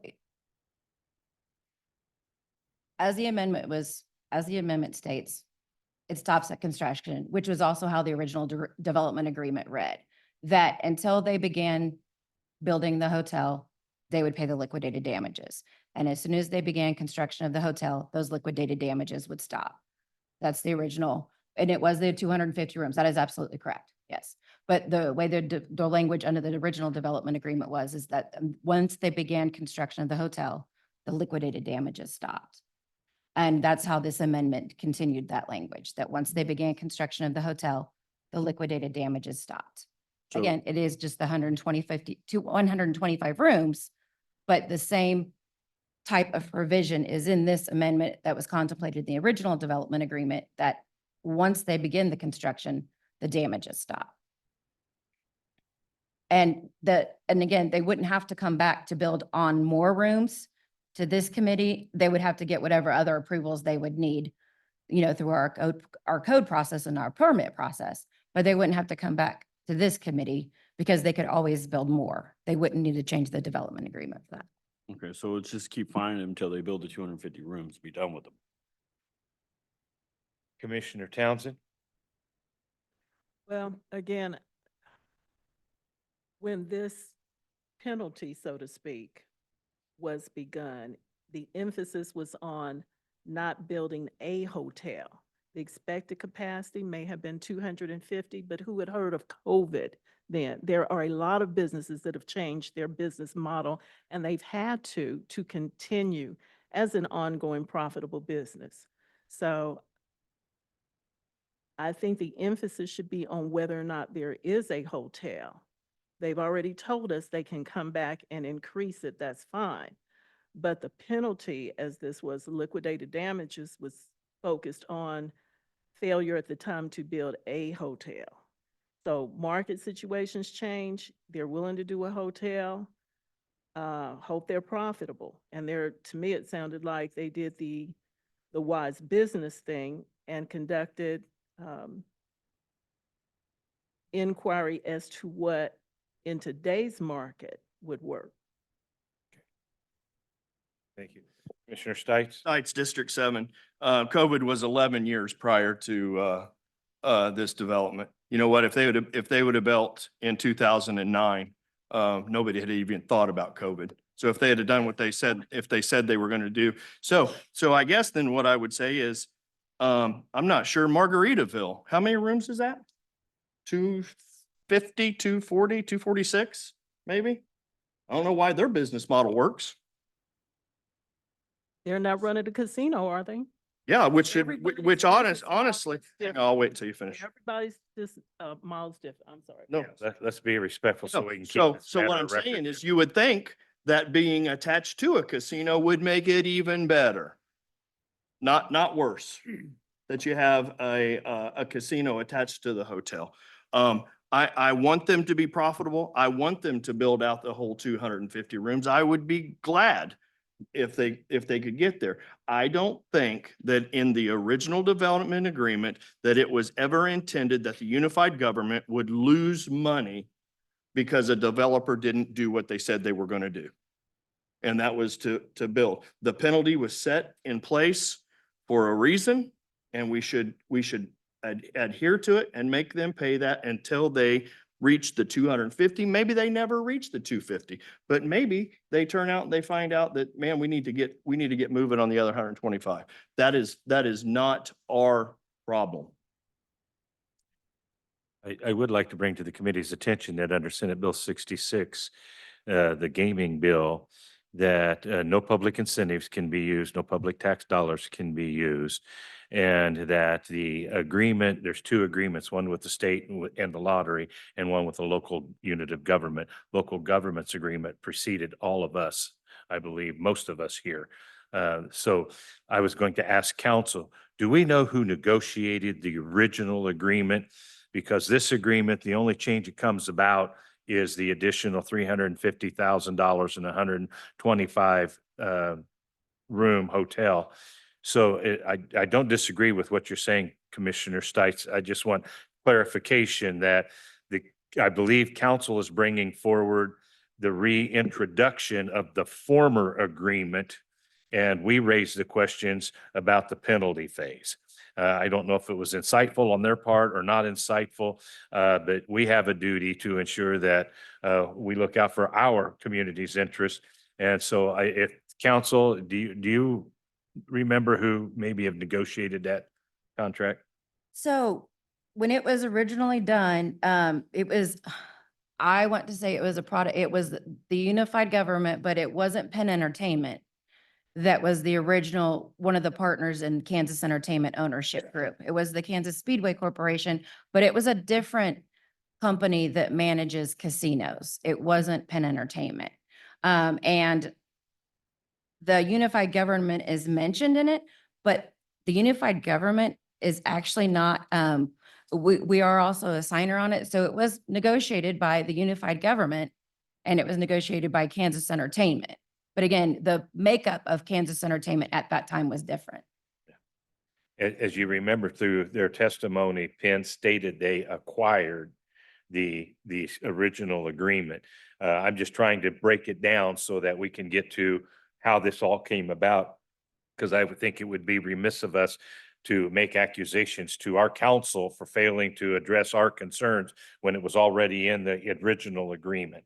I want to be fair to council on this, so I just want that to be a point of order. But please, Mr. Stites. And I do agree with you. I mean, and I appreciate that. We didn't ask to go and open up the development agreement. And gaming did. So if you ask to open up the development agreement, all items, all points of that development agreement are now open for discussion. Thanks, that's all. And I agree. And I'm not saying at all that our council was doing anything or not representing us or negotiating in the best interest. Or I just didn't know when it was the right time for me to say that because of the last time that it was, or not to negotiate from the dais, right? So I just wanted to make sure that it was the right time for me to be able to say that. Thank you. Mr. Murray, you have a few more comments? Yeah, Lavert Murray, Chief Economic Development Advisor. I think the mayor agrees with you, Commissioner Stites, that he believes that the revenue for the casino has been stable since they started operation and is growing. And so the question is, can they afford to continue payment? When you can, there are two issues here. One, 125 room versus 250 rooms, and they agreed to, and it's been stated earlier, the 250 room development. And that's all the mayor is suggesting, that you consider continuing that penalty until they get there. And I think that's what Commissioner Stites has been saying. Well, not at the full amount, right? Because they're building half. I'm okay with reducing it to half. You're building half, you pay half of the penalty in perpetuity or until you develop out the original 250 rooms. Commissioner Lopez. First of all, this whole thing stinks to high heaven. I'm telling you that right now. So, I mean, how can we amend a breach of contract, number one? And then they're yanking our chain with this liquidated damages, like we're gonna throw you some bones here, we're gonna throw you some little breadcrumbs here, and we're biting at it. When we can they need to just build the 250 rooms. They can afford it. They're yanking our chain. So just keep that in mind. Council, a question if I may. If this wasn't to advance this evening, what happens then? What if they don't If build we it? don't approve this contract this evening? It could jeopardize whether or not they get their renewal on their facility gaming management agreement. And if they don't get it, I don't know if there's another gaming management company that wants to come up and manage the Hollywood Casino. So there has to be a management company for it. So it could jeopardize their renewal. They are one of the 4 recipients of a gaming zone. There was 4 specifically spelled out in Senate Bill 66. The Northeast Gaming Zone was the Kansas City, Kansas area, Wyandotte County zone.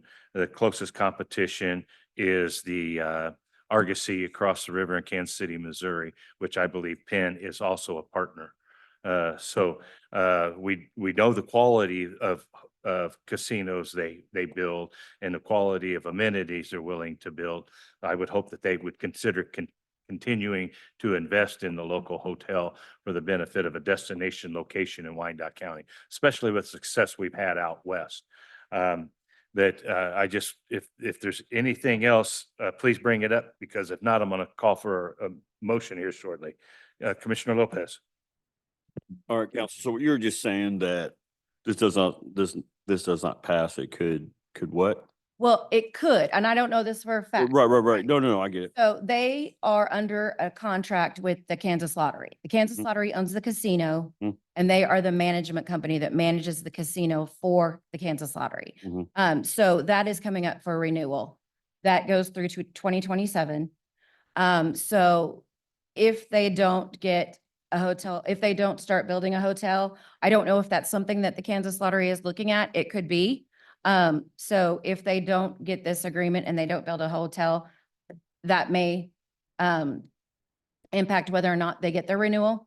on the Well, gaming facility management agreement that they have with the it Kansas sounds Lottery? like if I'm not that, sure. if all that goes down, then it's gonna force their hand to build the 250 rooms.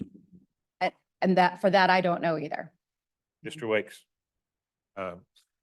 Also, I haven't heard enough about the $150,000 ask. I think $150,000 is a small amount to ask of them, particularly when it involves taking care of our energy community. I don't know where they are with that, but I would say if this is approved or without that consideration, that we might just move the Willie Gill Center out next to the casino. That may be because I don't think that they're taking in consideration the needs of Wyandotte County when we consider our indigent population. Because I think it's a very big consideration that we need to take account of as we listen to what the mayor desires from this agreement. Any other comments or questions? Hey, I believe this is a poker play, okay? And this is gonna force their hand to build a hotel like they were supposed to from the get-go. So, Council, I believe there was one other request too, and that was that a letter of support come from the commission for their management contract to be considered by the governor's office and the lottery, if I remember correctly. Yes, that's in the resolution portion. Was that in the original agreement? That was what was before you last month. We did indicate support for that in, when we did the development agreement, correct? Way back then. And I don't know if it was in the form of just a resolution or a letter. Okay. The question I would have on that, would every commissioner have to sign that? Or would just the mayor and the administrator have to sign that document in support of the management agreement? That could be done by administration or by the mayor. It wouldn't need to be by full commission signature. Thank you. That question was asked of me. I wanted to Mhm. sure we had an answer. I will, if there's no other questions or comments from the committee, Commissioner Townsend. I do have one that's more hypothetical since the issue was brought up about their, is it licensing It's their gaming facility management agreement. facility? Mhm. If for some reason Penn no longer gets that and another entity stepped in, they would come in under a different development agreement, or would they come under Penn's development agreement? We wouldn't have any agreement with any entity that ran that. This development agreement is solely contingent on Kansas Entertainment LLC being the management company that manages Hollywood Casino. We would have absolutely no agreement with whatever entity manages the casino if it wasn't Kansas Entertainment LLC. So there wouldn't be any discussion about casino grant funds, a hotel of any kind, nothing. They're not taking over what. We'd have to start from scratch, correct? Yeah, as they stated earlier, the 3% revenue sharing is in Senate Bill 66. It's matter of statute. The 1% penalty phase was negotiated by the local unit of government in addition to the state agreement. So that's how we're here, and we're talking just basically about the 1% with the additional monies that I read to you in comparison as to what they have offered in past to what they're offering now. And so I think that's about as clear as I can, as clear as I can make it. But if there's no other comments or questions, I'm going to ask the clerk if there were any comments received from the public. No comments were received. I'll ask the clerk if there are any hands raised by the public online who wish to speak. There are no hands raised at the time. Great. I will ask the clerk if is anyone in the audience here who wishes to speak to this item. Let the record show no one stepped forward. With that, I will now entertain a motion for approval of the resolution.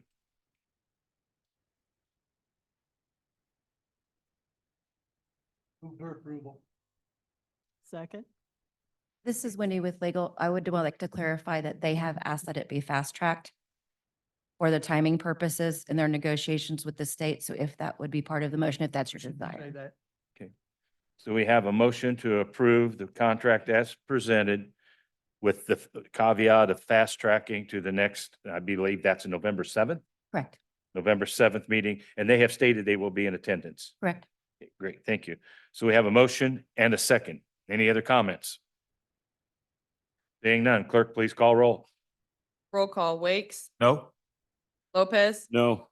Burns, Aye. Stites, Townsend, Aye. Burrows,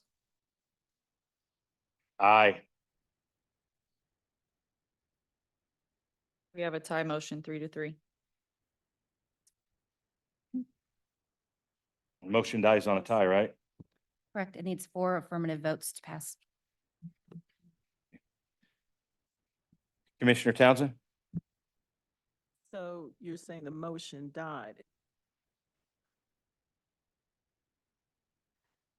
I would move that this committee move this on expeditiously as Penn requested to third, but make no recommendation then, since it was a tie, and let the entire commission vote on the matter. We have done that before. That's a formal motion?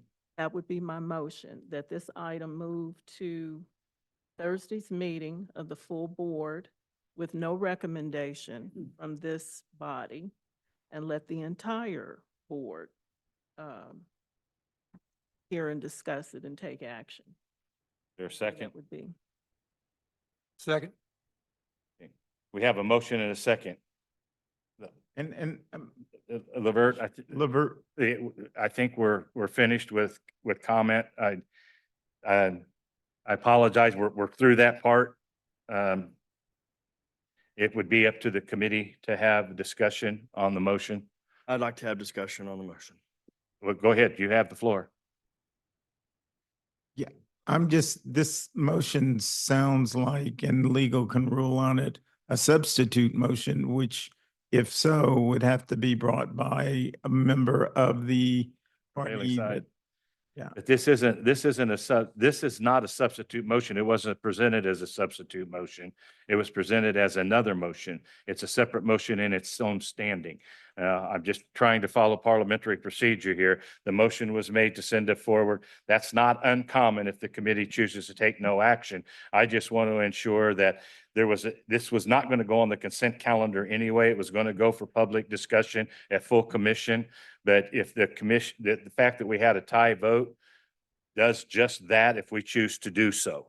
If not, we're not giving our colleagues a chance to weigh in or the public a chance to weigh in on the subject matter. And that's up to how you all feel about that.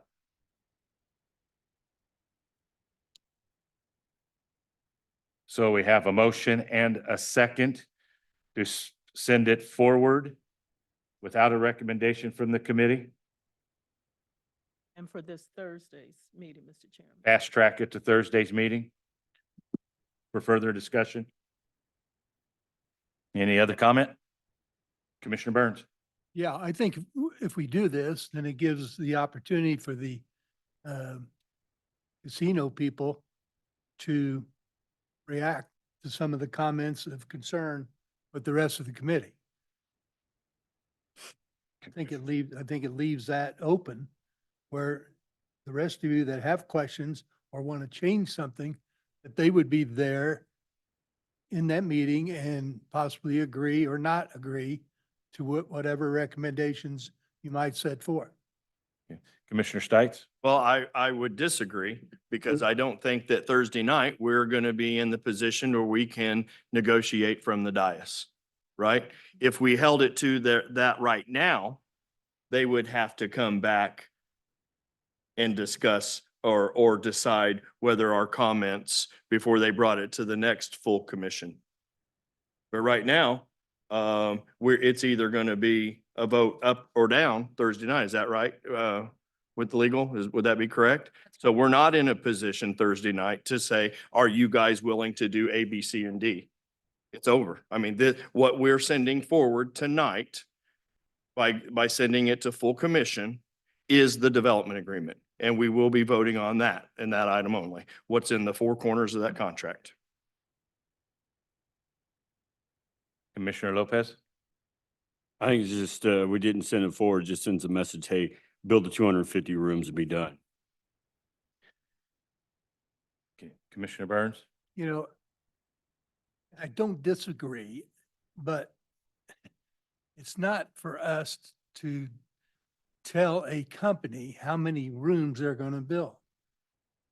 Now, we may agree that they need to do the 250, but, you know, we need to negotiate in good faith. Mr. Wakes? And that is my concern, that we're not going to be able to negotiate with the organization. They're gone. They want it fast tracked to November 7th. There's no time now to negotiate. They could not be here tonight. They listened to our concerns the last meeting, yet though I don't know whether or not they had an opportunity to really negotiate those concerns with our presence either. So I think that's going to be really important, that we have the time to negotiate. And if there's no time to negotiate, fast tracking we'll take that out of the opportunity. Council? Yes, these additional concerns, though, weren't brought up at the last meeting. These were brought up in memos that were directed to them just here recently within the last week or so. Now the penalty phase, though, that was the concerns that were brought up, and Commissioner Stites did bring up the, paying the penalties during construction as well.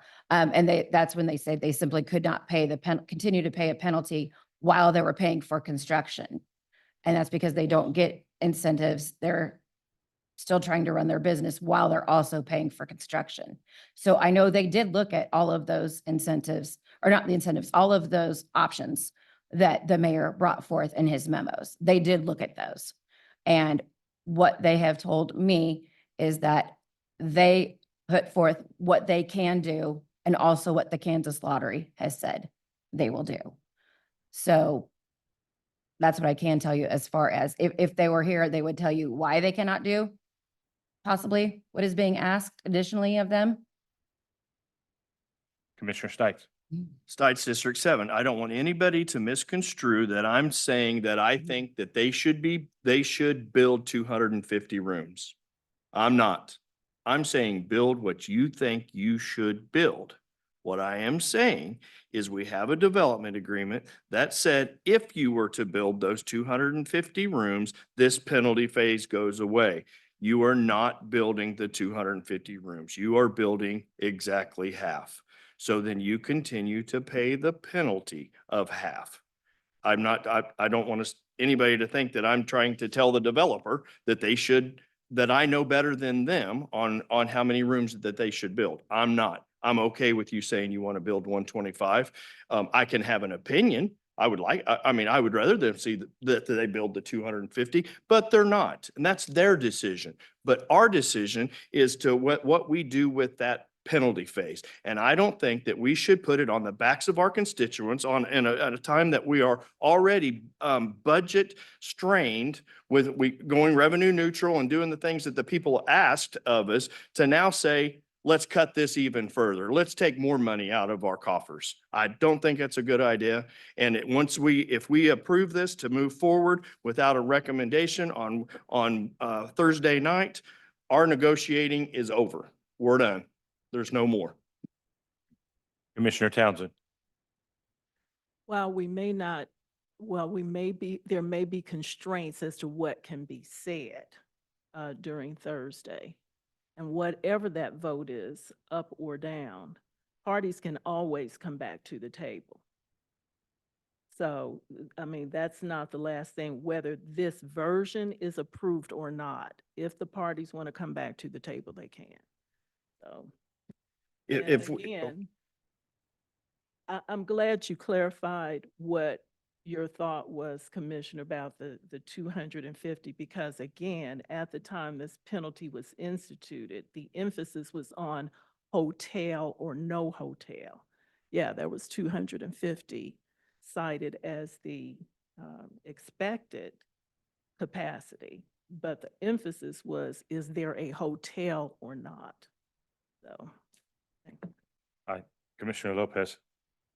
Just, let me just they need to build their 250 rooms like they said they were going to do 20 years ago or wherever it was. I mean, I'm not in the hotel business. I'm not in the, I'm not in the, what business they're in, I'm sorry. But anyway, this is what they said they were going to do 20 years ago or wherever it was. So let's get it done. I mean, they're breach of contract already. I mean, and it's not a breach of contract. No, it's not a breach of contract because the contract contemplated them not building a hotel. And if they didn't, they would pay liquidated damages. So they're not in breach. It was contemplated in the hotel that they might not, or in the development agreement that they might not build the hotel.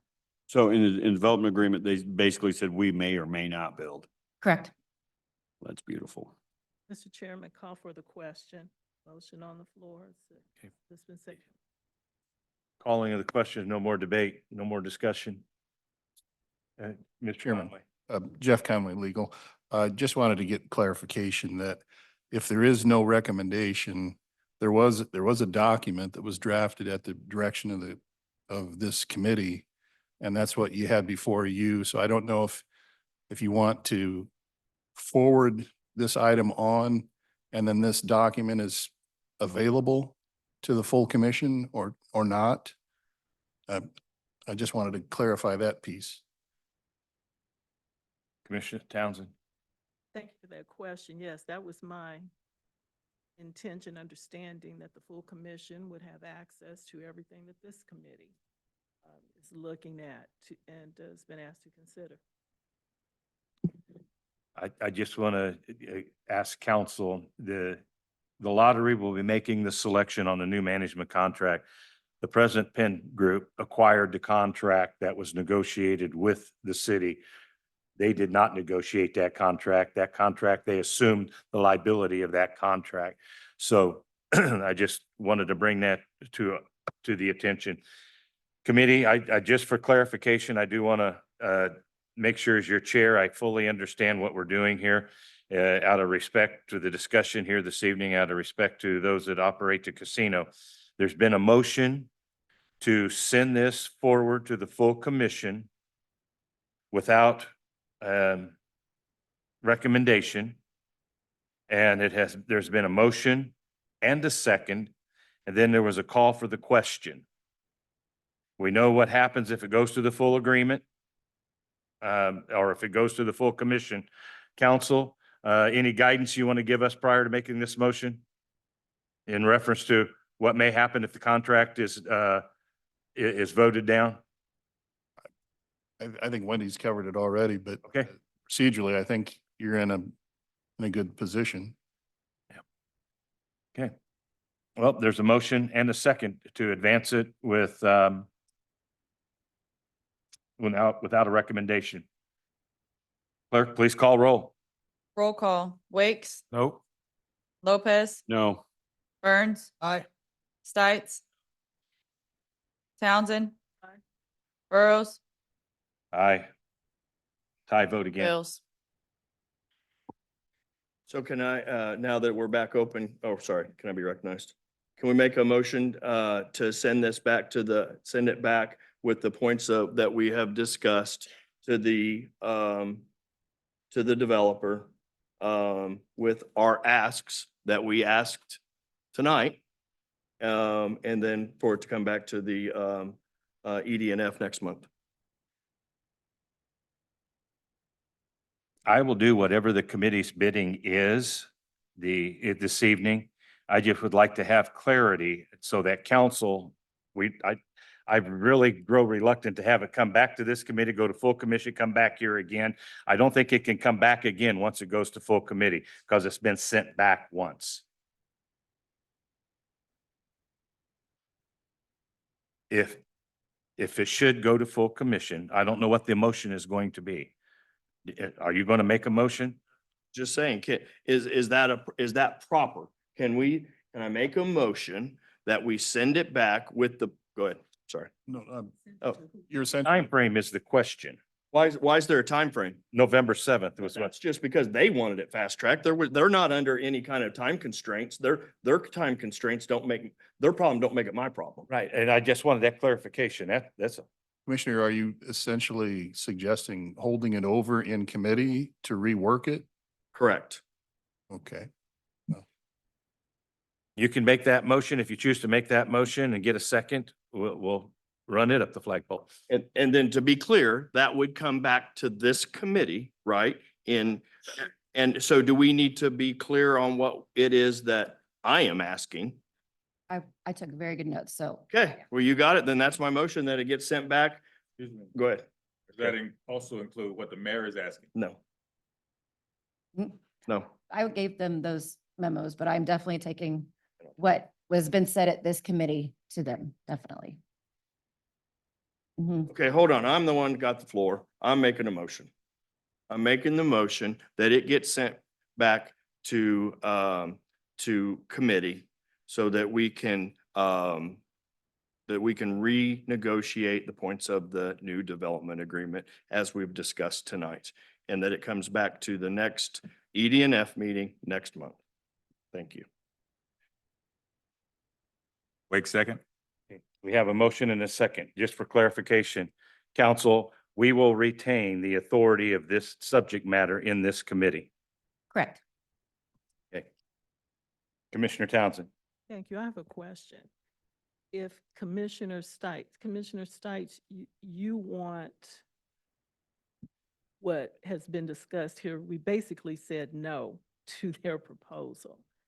Is the intention to keep discussion going with them or to go back with a counter? I'm trying to understand, do we even need a motion to do what you want to do? If that's, Call for the question. I'm trying to understand what the motion is. Okay. Well, the question has been posed and the call of the question has been posed. No more debate. Clerk, we have a roll. We have a motion and a That's the second. question before there was a call for the motion. I asked for clarification of what Commissioner Stites is asking. It's the position of the chair. He doesn't have to respond to that. The question has been posed. It stops any discussion and debate. It's a non-debatable motion. When you call for the question, I don't like when the question is called because this is what's exactly happens when people take and make the call of the question. But the question has been called, so the chair will take the position that no more debate, no more discussion. But I had asked the question before Commissioner Stites called for the question. That's the difference. So I'm just trying to understand what my fellow colleague is asking this body to do. And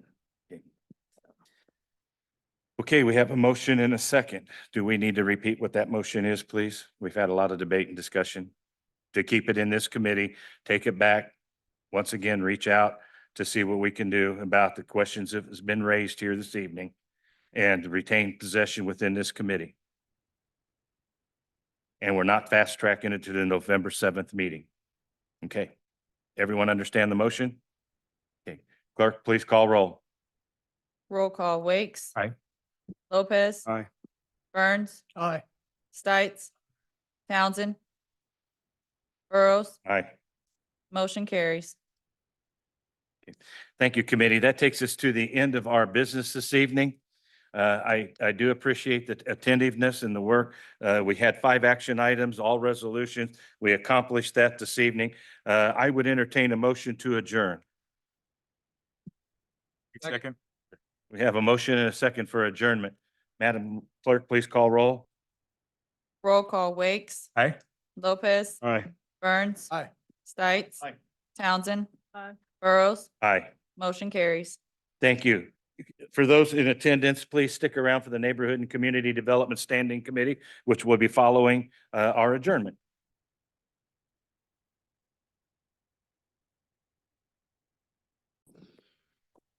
Testing, testing.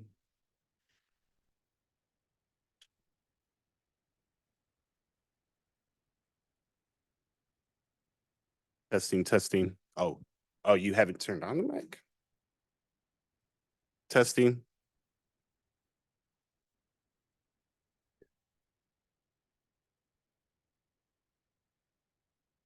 No, I had it on green. Testing, testing.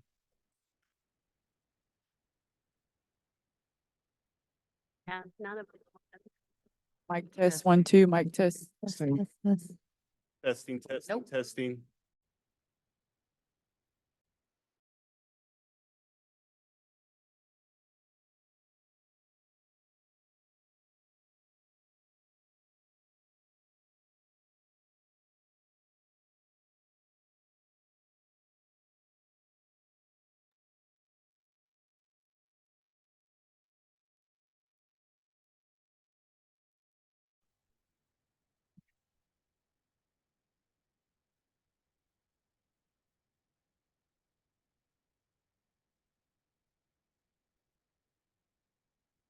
Awesome.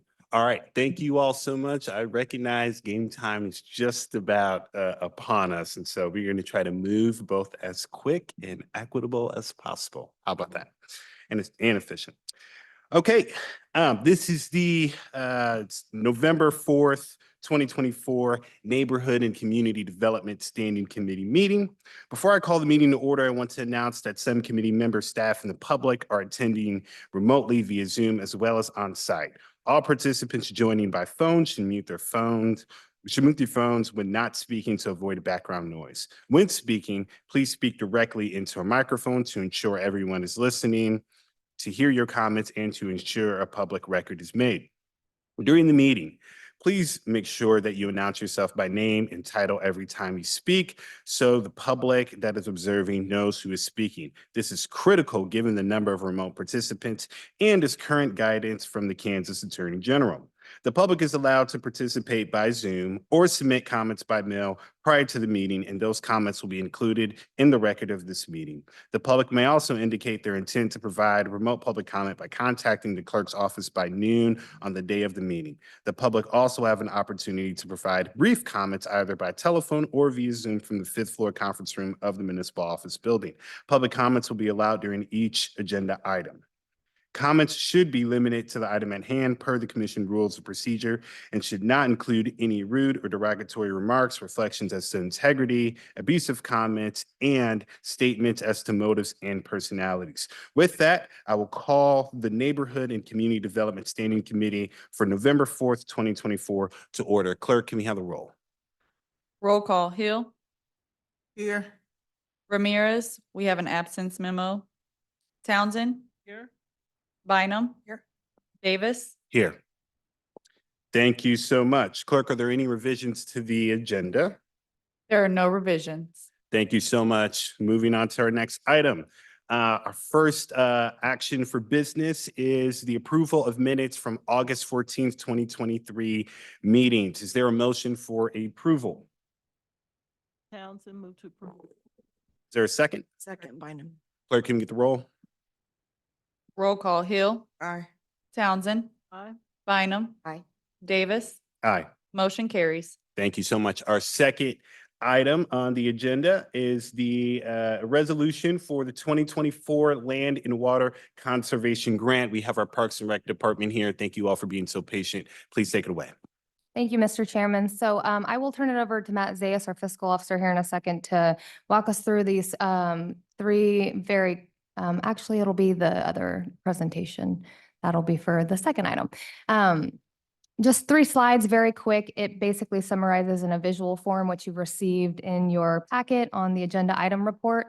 But we just thought for conversational purposes and transparency, putting this into 3 slides would be easy for conversation. So I'll turn it over to Matt, who's also been helping us apply for some of these grants as well. Perfect. So I am Matt Zayas. I'm a fiscal officer for the Parks and Recreation Department.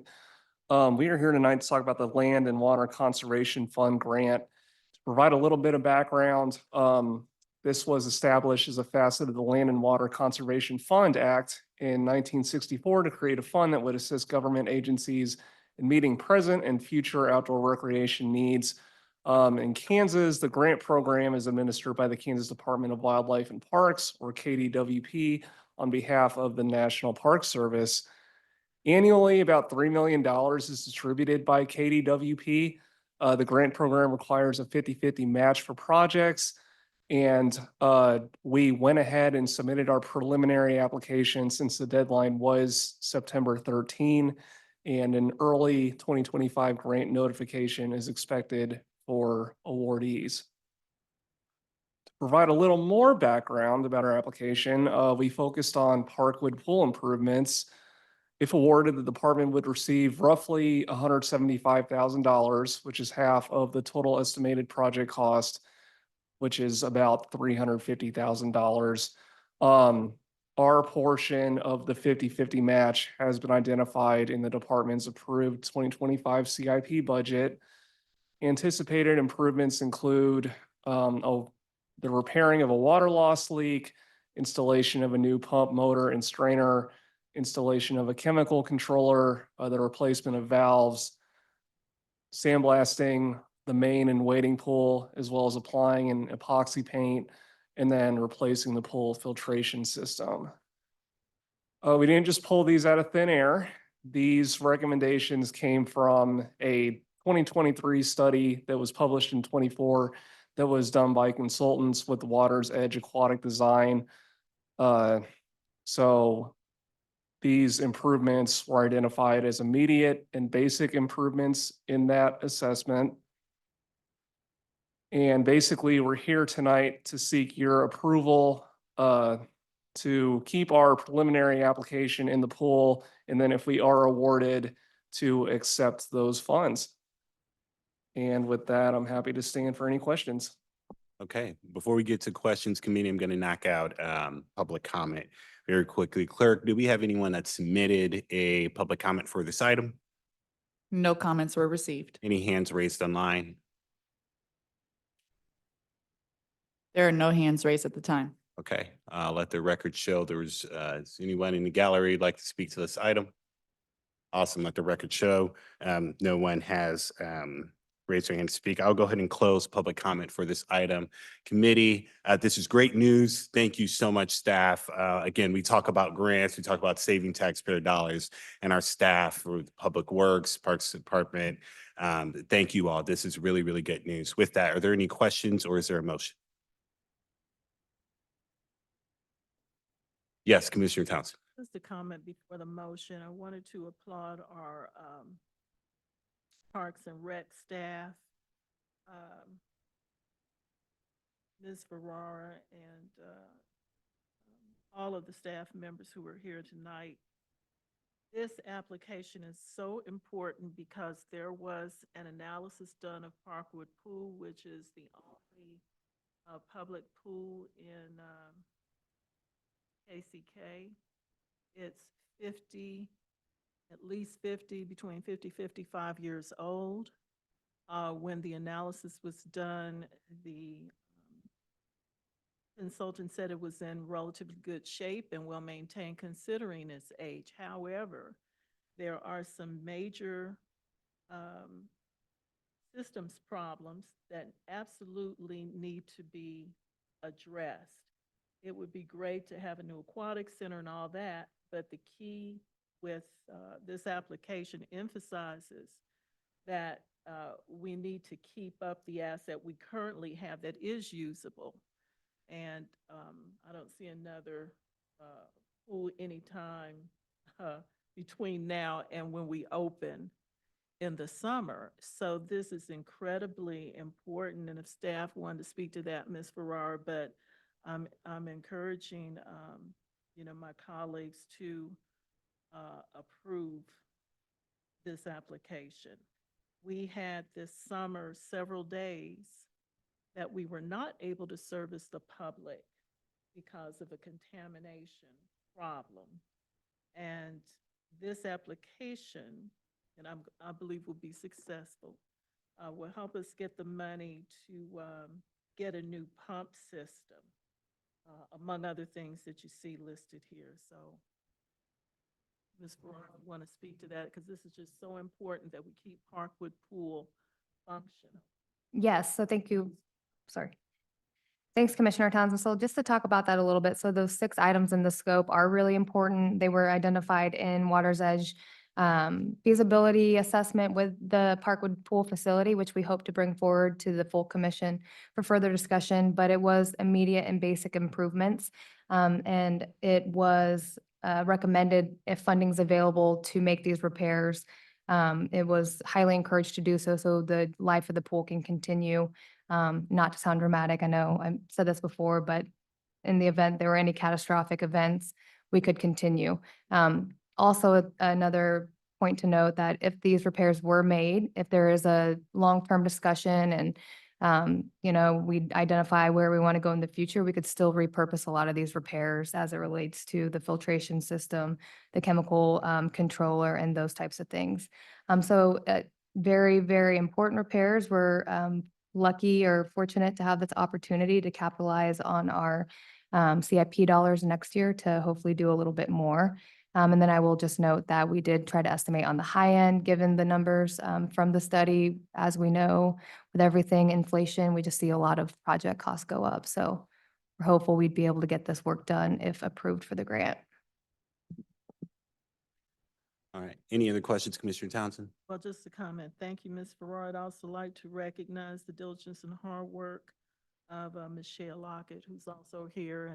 And I'm up to the pool during the season, 3 to 4 times a week checking, and all of these individuals are always there ready. I'd like to thank the sheriff for the pool day that Sheriff's Department sponsored, and with that, I would move to approve this application. Second. All right, clerk, can we get the roll? Roll call, Hill, Aye. Townsend, Aye. Bynum, Aye. Davis, Aye. motion carries. All right. We've another grant, all good news, no matching dollars required. Thank you so much to our staff. You all have a good night. I'll go ahead and hand it off to you, Director Ferreira. Sure, thank you. And we'll keep this one pretty short too. We do have just a quick 3 slides. And like I said, moving forward, we'll make sure we get these in ahead of time. With the agenda packets, it's again, just the information you have summarized in this report. Sometimes it's nice just to see a visual of the initiatives going on. But tonight we have our park manager, Vincent Bellacci, with us. And then also we have Justin Yukina, who is also with Parks and acts as a supervisor over the horticulture and also beautification efforts. So I'll turn it over to Vinny to walk us through this very quick. Thank you. Vince Bellacci, Parks and Rec. So tonight we're going to discuss the Kansas Forest Service Community Forests Grant. So the purpose of this grant is to revitalize the state's community forests through partnerships like ours, local government. The intent is to make the environment and population healthier, as well as to mitigate the effects of heat islands and climate change. The use of these funds is required to be in areas identified as overburdened and underserved according to the Economic and Climate Justice Screening Tool, which we will show a map of that here shortly. The key point of this grant is it is a no match grant, so there's no budgetary implications. If awarded, the funds would need to be utilized within 2 years. It's a competitive grant, but the max award is $100,000 for each recipient, with application deadline of November 8th and grant notification in early 2025. So the areas that we have identified for new tree plantings are Kensington Park, Clam Park, Jersey Creek Park, Clopper Field, Huron Park, and Leo Alvey Park. This grant is also able to be used for tree pruning and damaged tree removal. We identified Oak Grove Cemetery for that. It sustained a lot of wind damage earlier this year, so there's some trees in need of attention there. I will make a note that this grant requires a 2-to-1 planting to removal ratio, so whatever we remove, we have to plant double. We also used the Public Health Department's 2023 heat mapping campaign to assist with identifying locations. So these 2 maps show that. So on the left is the Economic and Climate Justice Screening Tool, and the little tree icons there identify the areas that I just mentioned for new plantings and the prunings. And then the one on the right is Wyandotte County Public Health Department's heat island map that was completed in 2023. So you can see the same locations marked out there, and the deeper the orange or red are the areas more impacted by or are heat islands that have less tree canopy in those areas. So we kind of worked both of those. That part was not a component of the grant, but we thought that we have that data, we should put it to use. I will also make a note that along with these two tools that we use to identify the locations, the other piece of this was areas or parks that we have currently irrigation and or will have irrigation in the next 2 years. So that'll just add to the sustainability of the new plantings. And similar to what Matt had earlier, we're seeking authorization for this resolution to proceed with applying for this grant and accepting the funds if awarded. That is all I have. Thank you so much. I'm going to go ahead and we'll do public comment and then we'll jump to if there's any questions. Clerk, did anyone submit a comment for this item? No comments were received. Are there any hands raised online? There are no hands raised at the time. Okay, would anyone like from the gallery would like to speak to this item? Let the record show no one has come forward. I'll go ahead and close public comment. One question, so November 8th is the deadline to apply. Okay, there's not a fast track request, so this wouldn't go to full commission till after. Would there need to be a fast track for this item to advance to our November 7th meeting? That way you all can apply in time. That's correct. Okay. Okay, that's okay. Pretty good with legal, that's good. I just wanted to make sure that I did not want us to pass this and then, I mean, now we're out not out, but not putting us in the running for $100,000. So, okay, cool. Well, just so committee, we'll have to fast track this because the November 8th deadline is this week. November 7th is our meeting this Thursday. And so the full commission has to ratify this before staff is able to apply. So if there is a motion to approve, it will have to include a fast track. Just want to make sure that we caught that. With that, are there any questions or is there a motion? Commissioner Bynum, make a motion to approve the grant application with a fast track to our November 7 full commission meeting. Hill District 4, second. All right, clerk can get the roll. Roll call: Hill. Aye. Townsend. Aye. Bynum. Aye. Davis. Aye. Motion carries. Okay. All right. Thank you all so much. We are now heading into our land bank portion and to folks that are in the gallery and folks that are online. Thank you so much for your patience. But the land bank applications are coming up next. Thank you so much to our staff. You all have a good night.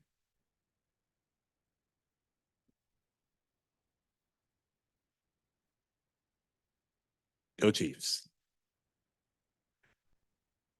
All right, Mr. Knapp.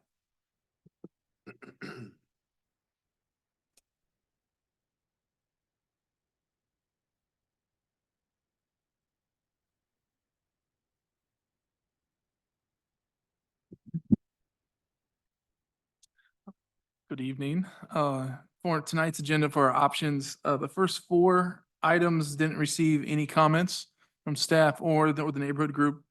The next 5 are all in the Oak Grove neighborhood group, and all of those received comments. And then we'll finish up with a multifamily that didn't receive any comments. Item A1 is 4109 Hagman Street. This is for a single family home for this applicant to live in. A4 is at 2008 Ball Lane. There is 2 lots involved in this one because there's no sewer in the area, and that gets them up to the acre. And they also want to live in this house too.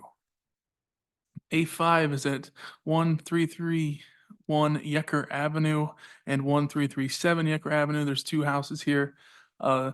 Actually, they're going to rent this homes out. The picture that's provided is 1329 Yecker. So it's right next door, and they're going to make that house look exactly like that one. So definitely match the character of the neighborhood. A7 is 6241 May Lane. It's to build a single family home. The next one is A8. This starts the items that are in the Oak Grove Neighborhood Group. This is 2605 North Halleck Street. This is to build a single-family home.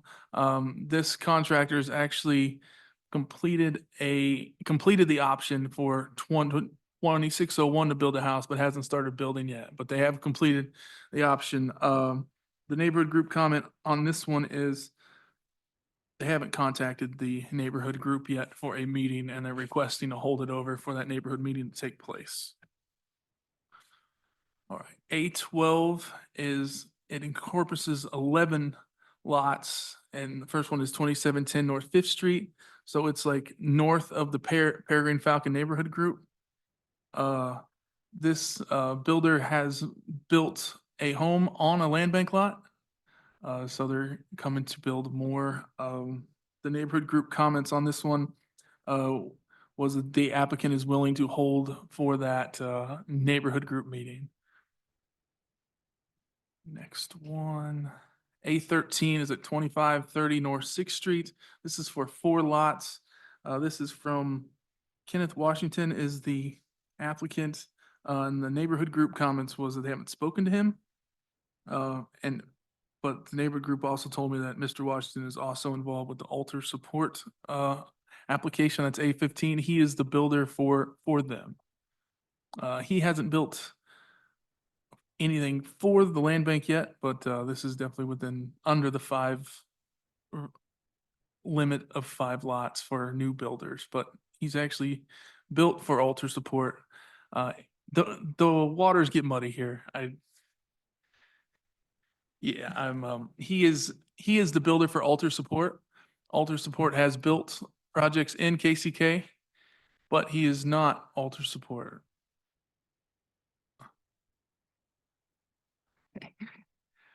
All right, A14 is requesting to build 6 homes. This is Dan Lynch is coming. This is his application, and he has built several homes in KCK already. And in his application, he did say that he will definitely match what is currently built inside the neighborhood. The neighborhood group had the same comments that they want to hold it over for 1 month for that community meeting. A15 is the altar support item that was held last month for further review. Last month they had 1 bedroom, 1 bath house, but the relationship with the Peregrine Falcon neighborhood group was too close. So they changed it to 3 beds, 2 bath houses now. They're planning to sell these for $200,000 when they build. The neighborhood group had a little more detailed comment on this one.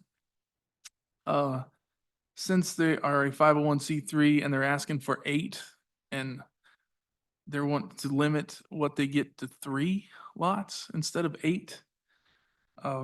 They also mentioned that 2601 Sherman Street is right here at the bottom. That was approved 2 months ago for them to build a house.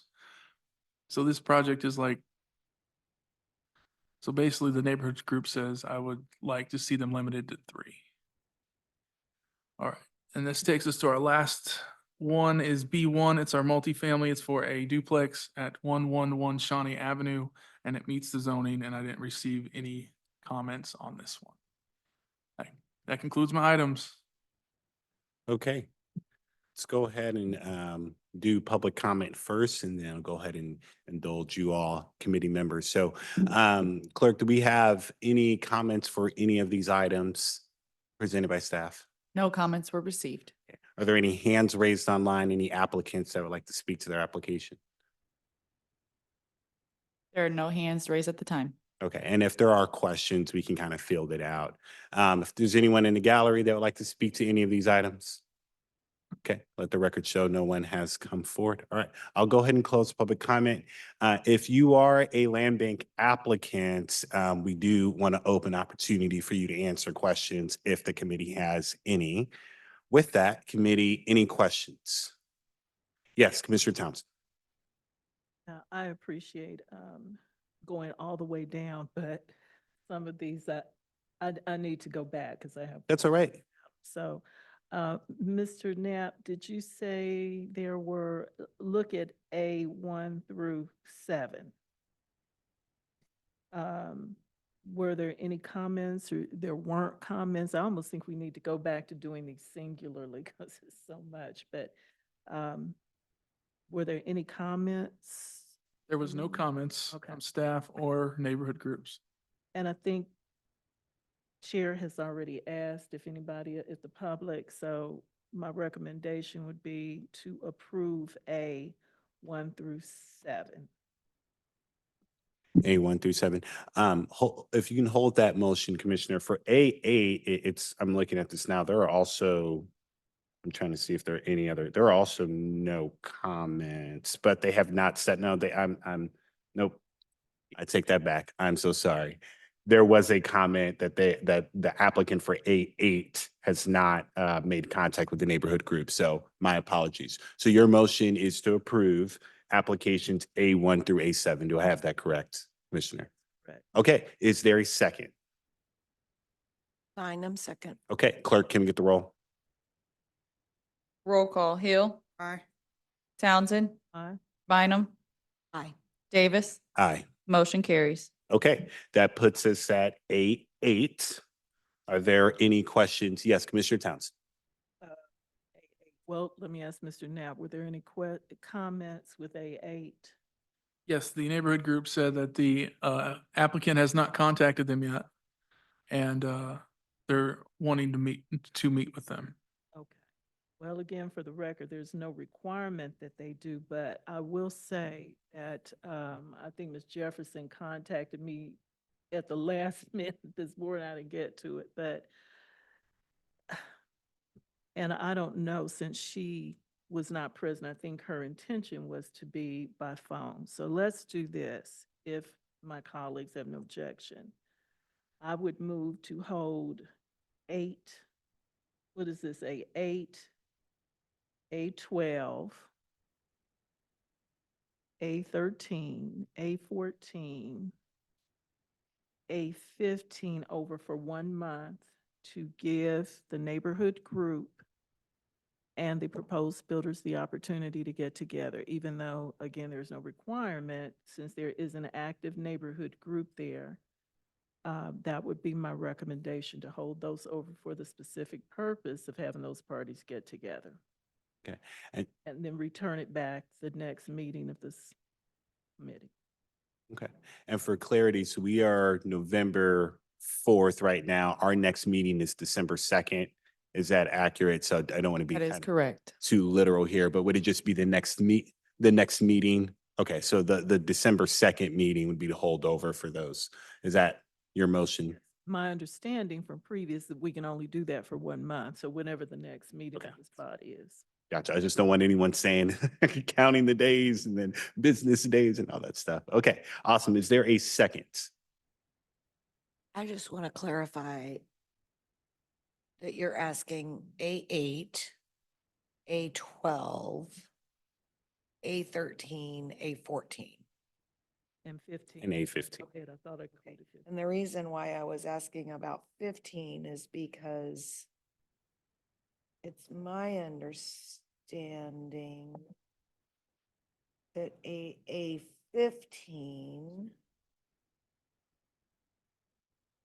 the Oak Grove neighborhood has met with A15 and supports these 7 options. 1, 2, 7. All right, well, that's the information you have.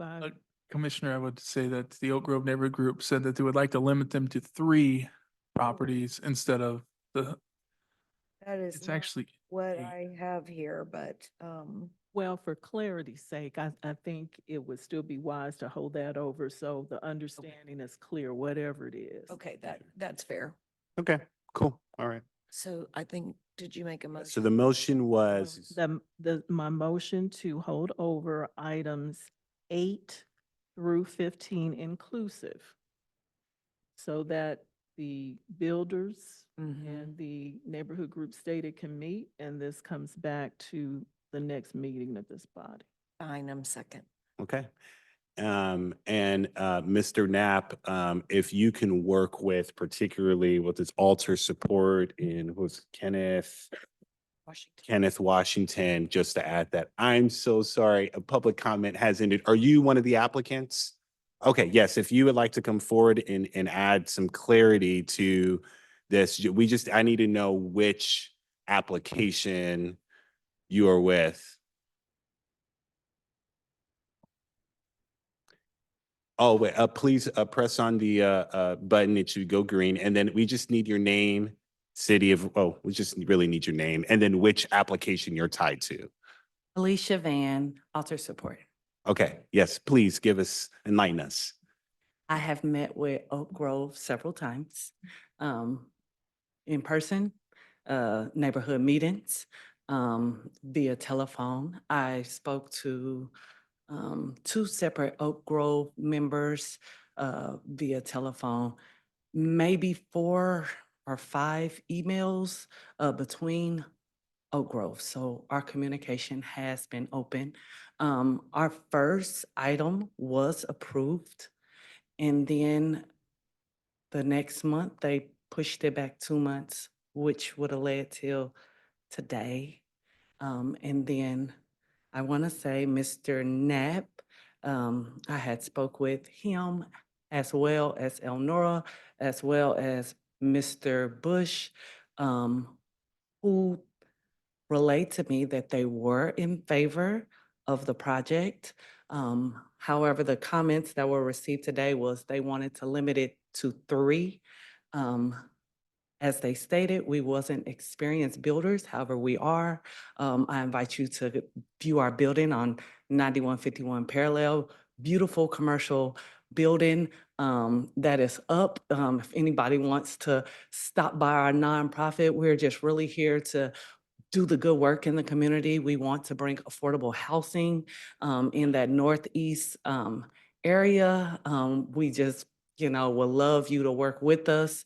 Our communication is open for anybody that has any questions of us. But we do aspire to build nice, affordable housing that offers, good amenities, for single mothers or those that may not can afford, the $400,000 houses that are in Wyandotte County. That is the average price of houses. So we are just really pushing to do the good work, and we are just looking forward with partnering with the UDG and Mr. Knapp so that we can go forth. But we have met with them several times.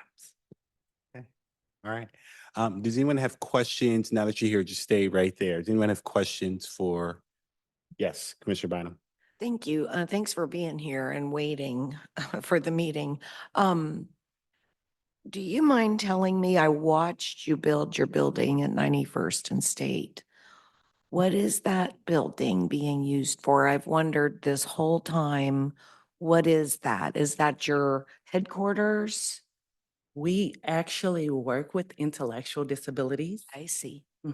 So they come there Monday through Friday from 8 to 2.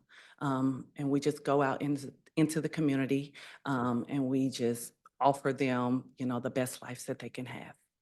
And so that activity is separate, if you will, from your home building activities with these land bank lots.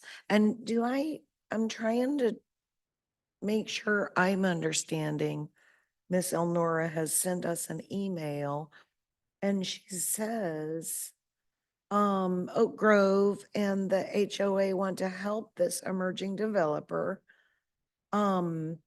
Approval of this application, the total number of applications for this 501c3, so that's you, I guess, to 8.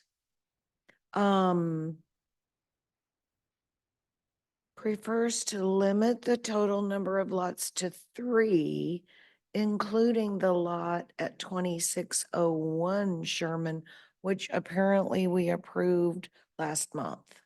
I'm making sure I'm tracking on this, which if I'm reading that means The neighborhood request is of your 8, they would be advocating for 2. I'm not agreeing or disagreeing with that. I'm just trying to make sure between what you're sharing and what the neighborhood is saying that I'm following. So thank you very much. Thank you so much, Commissioner. You have anything else? Okay, Mm, awesome. No. Yes, Commissioner Hill. Yes, I'd just like to ask the question. Thanks. First, I want to say thanks for being here also. My question is, I just want to make sure I understand you right. You said your lines are open. Does that mean you and Miss Elnor did have a conversation or an email exchange in favor of this project? Our last communication was last Friday, and she told me that she didn't feel that it was fair, that she had asked it to be held over for 2 months. She had to go out of town, and that she would allow someone else from the neighborhood association to sit down with us, which was Mr. Bush, who called, and we spoke on the phone for about 30 to 45 minutes, going through all the details, who assured me that he was in favor of the project. But she said that it wasn't fair because she wasn't going to be here. She I may said have it wasn't, missaid it, I'm sorry. misquoted. I'm sorry. She said it wasn't fair that she asked it to be held over for 2 months, and now the 2-month time is up, which is today. And that she wanted the other neighborhood association members to step forward. I think she was insinuating it's just not my neighborhood association. If they have something to say, they need to say something too. And she wanted the member of, I want to say Nefertiti's, one of the prior commissioners down there, and some of the Oak Grove to have a meeting with us and set up a time for us to come. The only person that came was Mr. Bush, which I talked to him via telephone about everything that was outlined, and he was in favor of it. But she was out of town and she could not, I'm gonna go back. First, she asked me to come on the 26th and prepare a video presentation, which I agreed. She said it wasn't enough time for all the members to come. Then she told me that she was gonna have me come that next week to the Oak Grove meeting, which she said, don't worry about coming at that time. Then she called me that Friday and said she was going out of town. She would not be able to host the meeting, but she's going to leave the other neighborhood association members to come, which the only one that came forward was Mr. Bush. Thank you. You're welcome. If you'll indulge me, so do you all have experience building single-family homes? Yes. Okay, how many homes have you all built? 1, 2. In Wyandotte, Let's just say over in the Kansas City metro, 6. an estimate. 6 homes, okay. And how long have you all been building, how long have you all been doing residential builds for? And we do remodeling as well.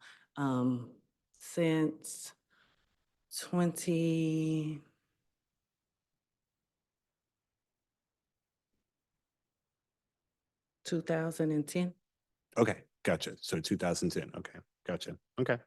Have you all built on like former land bank properties or vacant lots, or has it been kind of a renovation of sort of built structures or built residential structures? I have personally built my own house on land bank property. Okay, okay, okay. I'm asking all these questions just to get an idea of experience. Sometimes we get folks that are fairly, ambitious coming in, and so I appreciate you indulging me just to get your, just to get some idea. Okay. Any other questions? Yes, Commissioner Townsend.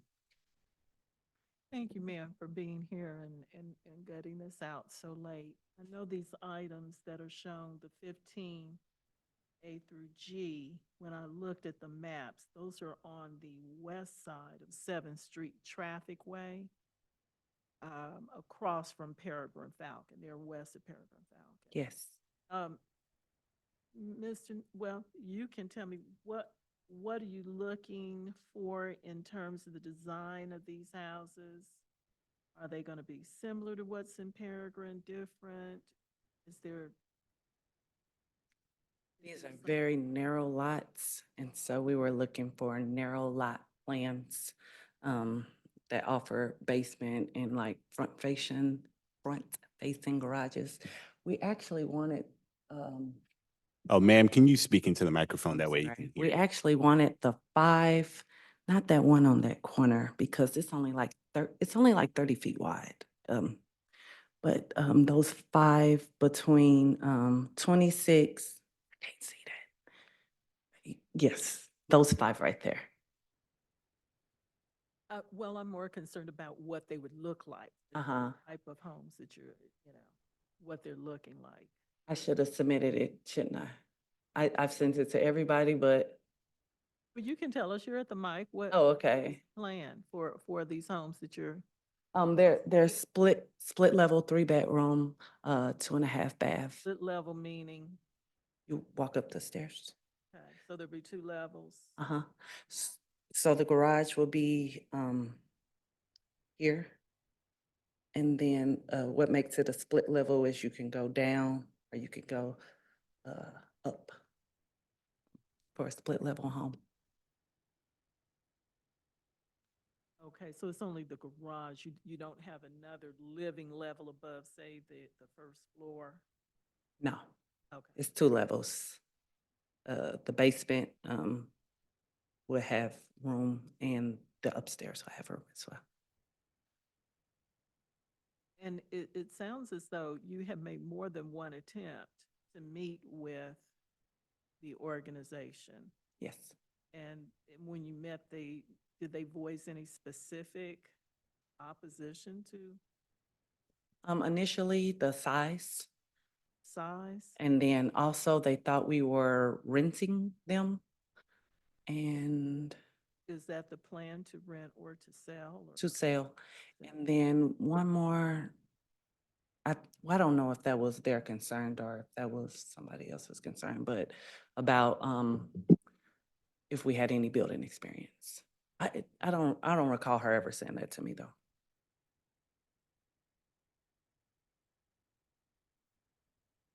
Well, Anything else, Commissioner? Oh, I said, did you have anything else? I was going to ask one more question. well, just a comment. Yeah. It seems to me that, I'm sorry, please state your name again. Alicia And what's your last name? Van. It seems like Ms. Van has made numerous attempts to meet with the organization. They have not, seems like, kind of held up on their end to meet. And I would withdraw these items from my previous motion. So maybe I need to make another motion, Counselor? It would be a motion to amend your previous motion. Mhm. Like to make a motion amending my previous motion to exclude, this would be A15 and the 7 lots that are under that. So that by that amendment, this committee could act tonight on those 7 homes. And I so move. Okay. Is there a second, and just to give, just some, to interpret that. So Ms. Van, stay right there because we may have some more questions, but basically your application is still in play for approval. For the rest of the, single family home applications, you're saying, I just want to make sure I understand this, Commissioner Townsend, you are amending your motion. Your motion would be to hold over until our next meeting, which is December 2nd. And those applications will be AH through A14. Do I understand that correctly? You do. Okay. Is there a second or a question? Bynum, second. Okay. Clerk, can we get the roll? Roll call. Hill. Aye. Townsend. Aye. Bynum. Aye. Davis. Aye. Motion carries. Okay. I did want to ask a question, Ms. Van. The So the relationship to Mr. Washington, does he work with you all, or what's that professional relationship? Oh, I did want to correct that. He does work with the Alter Support, and he has his own Okay. separate contracting company. Okay, so although he is an employee or an affiliate or contractor, he has his own deal okay, gotcha. Correct. So Okay. he's doing, His own thing. That has nothing to do with, okay. I just wanted to make sure we were understanding that relationship. Okay, so A15 is, my understandings are still interest. Commissioner Townsend. To approve that is A15 items A through G for the option agreement request. You mean A15 and B1? No, Oh, wait, I'm so sorry. You said A15 through G. A through A G. through G. Oh, A through G. I'm so sorry. I'm so sorry. Okay, yes, that is the motion. Okay, that is the motion. Is there a second? Bynum, second. Okay, clerk, can we get the roll? Roll call Hill, Aye. Townsend, Aye. Bynum, Aye. Davis, Aye. motion carries. Okay, thank you so much, Ms. Van. Yes, thank you so much for your patience. Okay. Now we are at our last item, which is for multi-unit family B1. Any questions or is there a motion?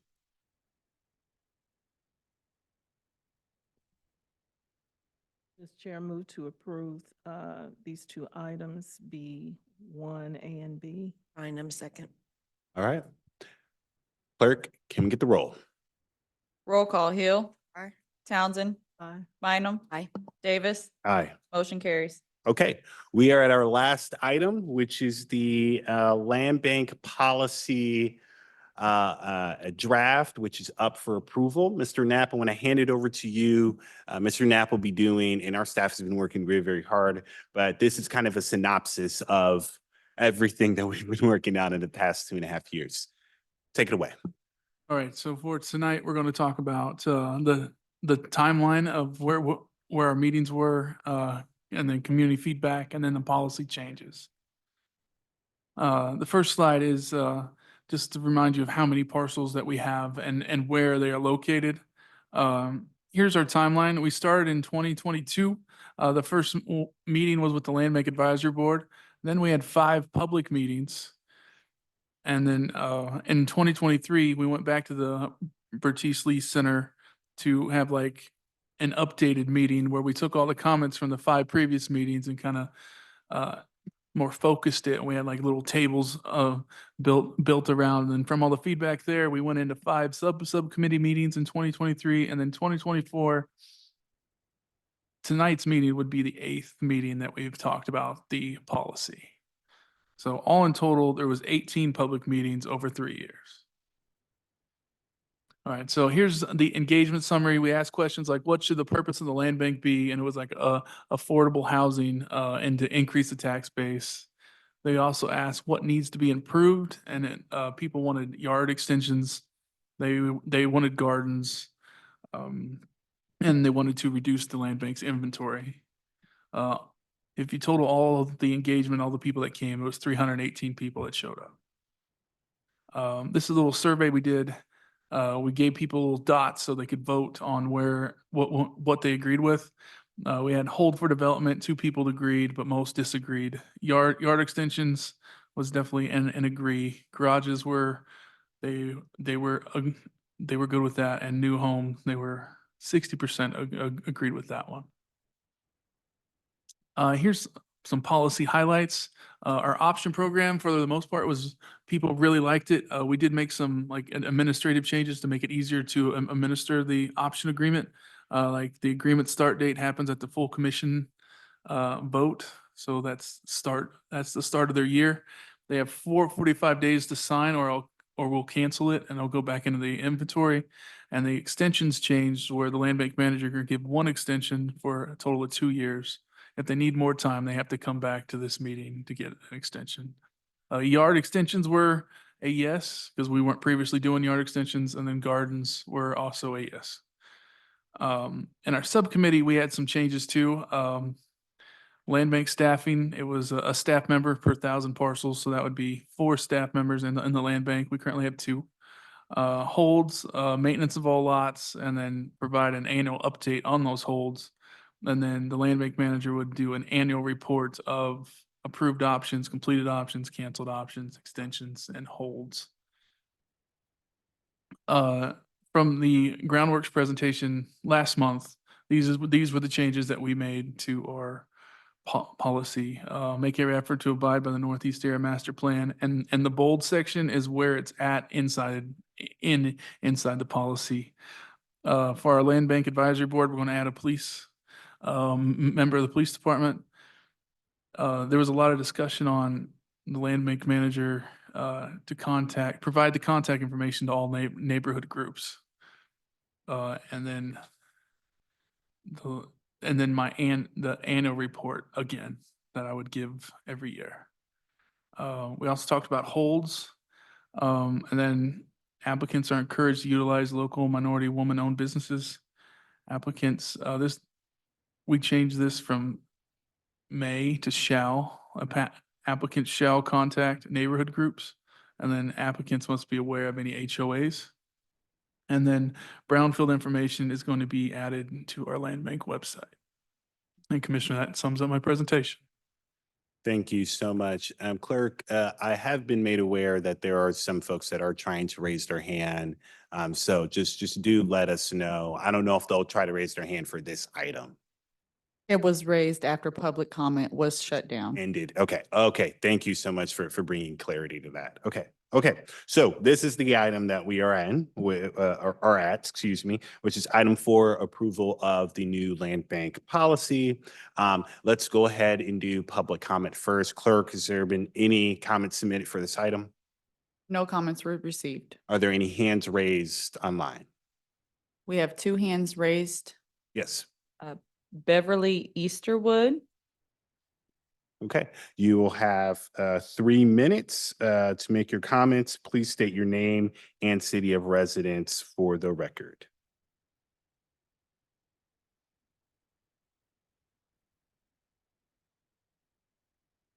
Ms. Easterwood, are you there? Beverly, you can unmute. You will have 3 minutes to make your comments. Okay. Good evening, Commissioners. Can you hear me now? Yes, we can. Okay, great. My name is Beverly Easterwood. I'm president of the Douglas Sumner Neighborhood Association and a lifelong resident of KCK, except for 2 years. Elnora Jefferson and I, along with other concerned citizens, have previously made presentations and met with you to represent the interests of the Northeast KCK community in reference to the land bank policy. We appreciate having had the opportunity to express our concerns in the past. So tonight, I would just like to summarize my thoughts prior to your vote. We have requested an amendment to the land bank policy to facilitate strategic urban redevelopment in the Northeast area of KCK. The current policy lacks a cohesive framework for strategic redevelopment, which could result in disjointed redevelopment efforts, as illustrated on page 11 of our previous PowerPoint presentation. By adopting the amendments, or by adopting the amendment to include a comprehensive redevelopment plan, we can ensure that land bank assets are leveraged to support an overarching redevelopment vision that attracts investment, enhances community vitality, and supports socioeconomic diversity in the Northeast area. It will strengthen the UG's land bank policy by aligning property management with strategic redevelopment goals. It will ensure that each redevelopment effort contributes to a broader vision for sustainable, inclusive, and economically vibrant urban community. We urge you to consider this amendment as a proactive measure to foster controlled, equitable, and long-lasting urban revitalization in Northeast KCK. Thank you for your consideration.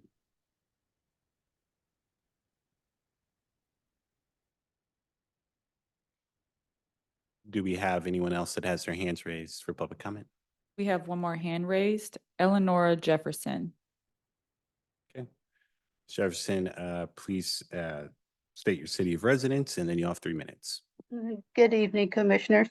This is Elnora Jefferson, resident of Kansas City, Kansas. And I too then support and ditto, if you will, my colleague Beverly Easterwood's comments, which are very well written to be to the point.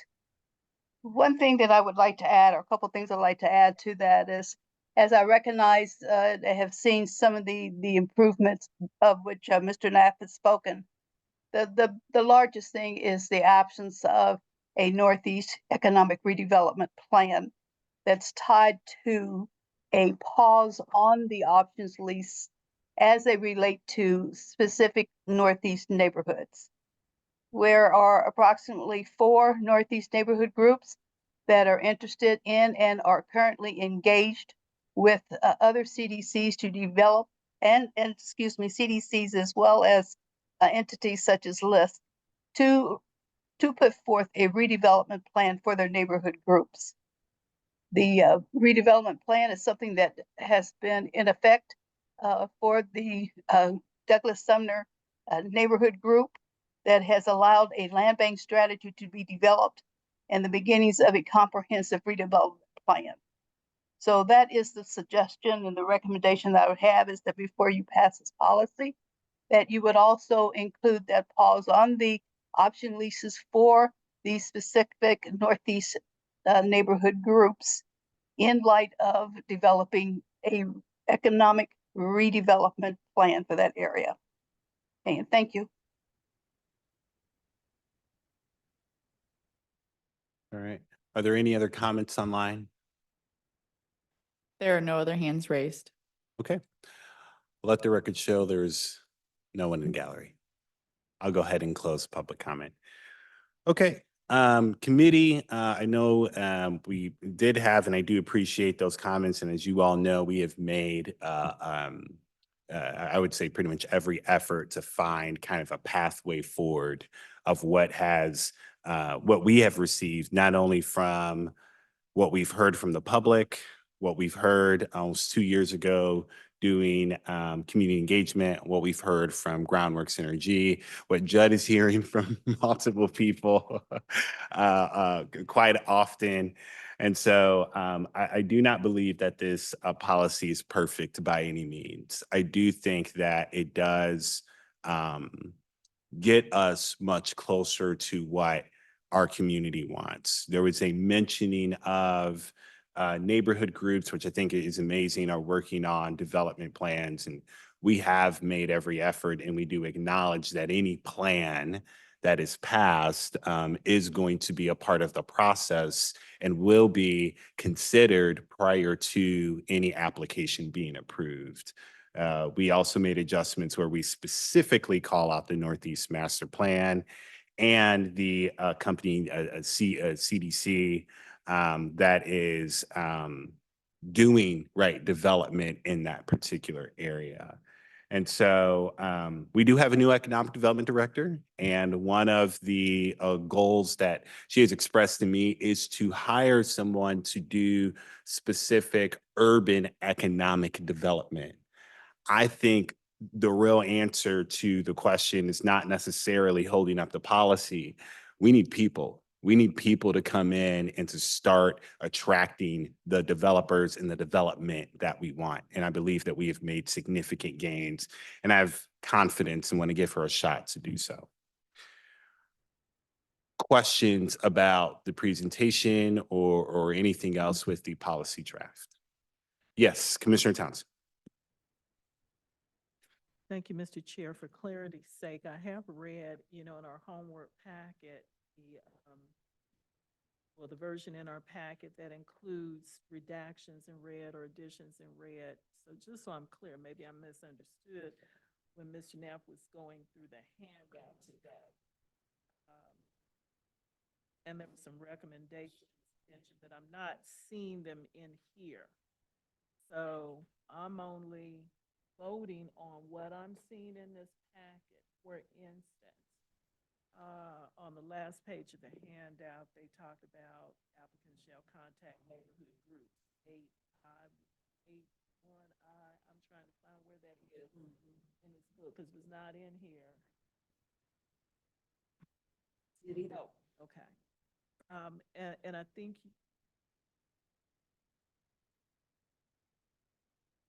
I mean, Yeah, maybe I'm we're not just seeing not it in this looking in the either, but right it should place. have been. But I was looking for those things. Do you have the first one? Reading it. Lynn? And if it's not in this packet, here's what I'm. Hold on, what I'm saying. Mm-hmm. It's either in here.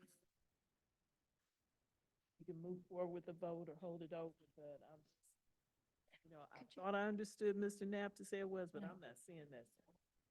And you're saying the specific provision that mandates that the applicant reach out to neighborhood groups, you're saying you're not seeing that in the current policy? Okay. Maybe others, but. Yeah. Mention that, so. I would. It's in my version that I have. I could show it to you up here. It doesn't appear that the revised version that we had Made it to made it to the packet. I emailed it to the clerk's office last Thursday. I was on vacation all last week. So I emailed it last Thursday.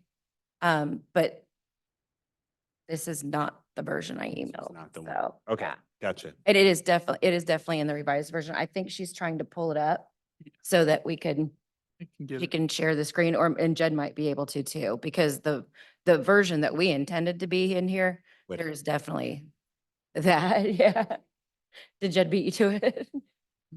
Here would be my recommendation. So many hours have been spent on trying to get this right, whatever it is. Sure. I would move that we again move this over to the next meeting of this full board. So the version that we intend to vote on, whether you vote up, down, Sure. between, we're looking at all the same thing. Okay. Yeah, no, that's all right. Yeah, and my apologies. I thought that was the correct version. There are some subtleties, so there was some miscommunication between staff. I'll take responsibility for that as chair. So my apologies for that. Commissioner Ramirez is also not here, so I actually would think it would be good for him to also weigh in. So yeah, so let's go ahead and move this to our December 2nd meeting. That way, everyone has the correct version, and we will make sure that the correct version is released and the public and everyone else is able to see. You mentioned that our economic development director publicly stated it will be moved toward working to get another professional in with a focus. I'm not going to say that's going to be their exclusive job Sure. per se, but certainly part of that will be community development. There were things that may be well worth considering, but maybe not necessarily part of the land bank Sure. for every ill we have with development. So Yeah. I'm glad that was mentioned as well. Thank you, Mr. Knapp and Councilor Green, Deputy Chief, and everyone else who worked on it, and all those people who came out to the meeting. Awesome, awesome. Yes, Commissioner Hill, you had a question? Yes, I just, first of all, let me just say thank you to everyone who has put so much time and energy into the policy. It's great. I didn't realize until Commissioner Davis mentioned you had been working on it 2 years, so that I've just been working on it a few months. So this is exciting. I also noted that you said earlier that it is by no means a completed document, but it is a great start, and I can appreciate that.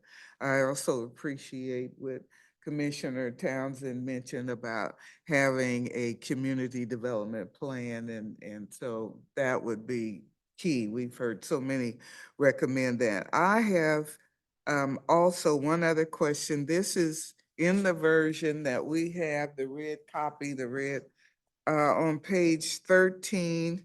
And it says, goals, 7.2 goals. And this is just something I have been mentioning ever since we started working on it, that since I've been around. It says save save existing housing stock from demolition and return the property to the tax rolls. And I might suggest some more language like when feasible with neighborhood or something, because just to leave housing stock that is decaying year after year with nothing being done is not acceptable in our neighborhoods anywhere. And so this might be something we can consider as we move forward.